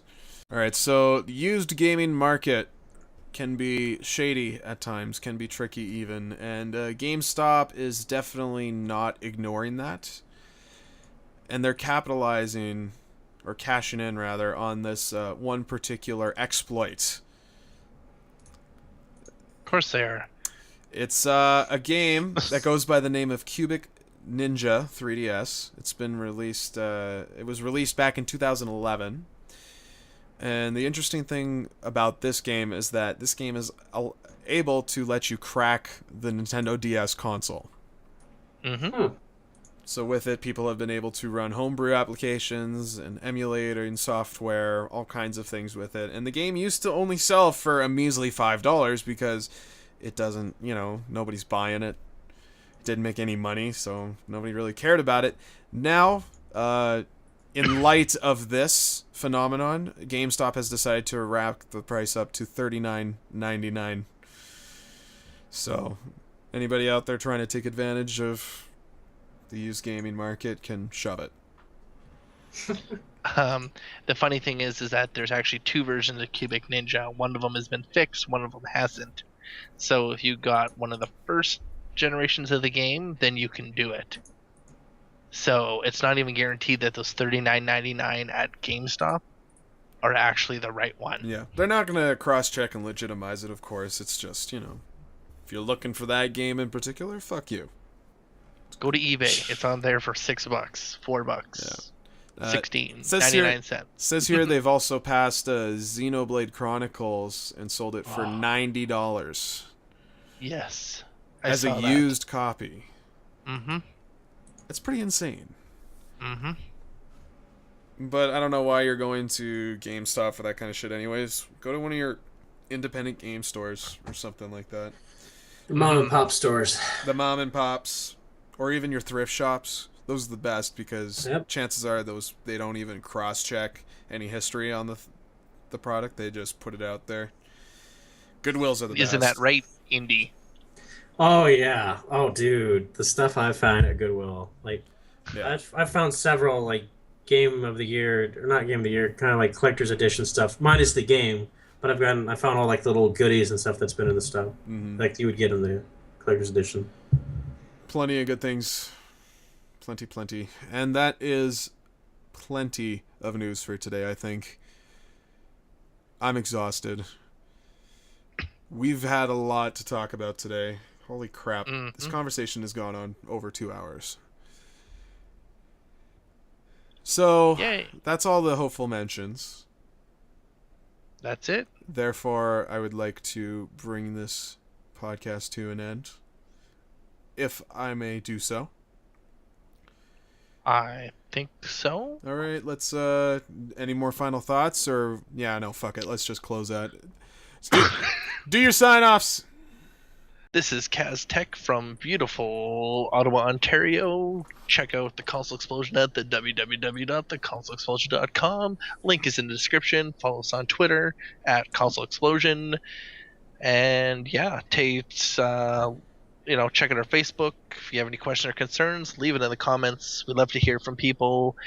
Check out our new features. Of course, the co-op couch and other things. And www.consoleexplosion.com. Goodbye.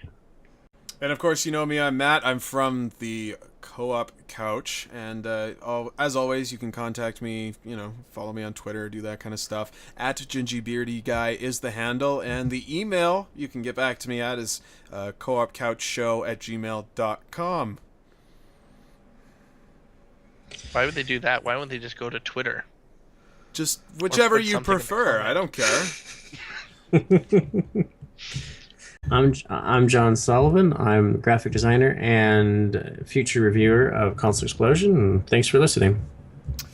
All right, gentlemen, thank you for joining me. Have yourselves a good night and good game. Good game. GG.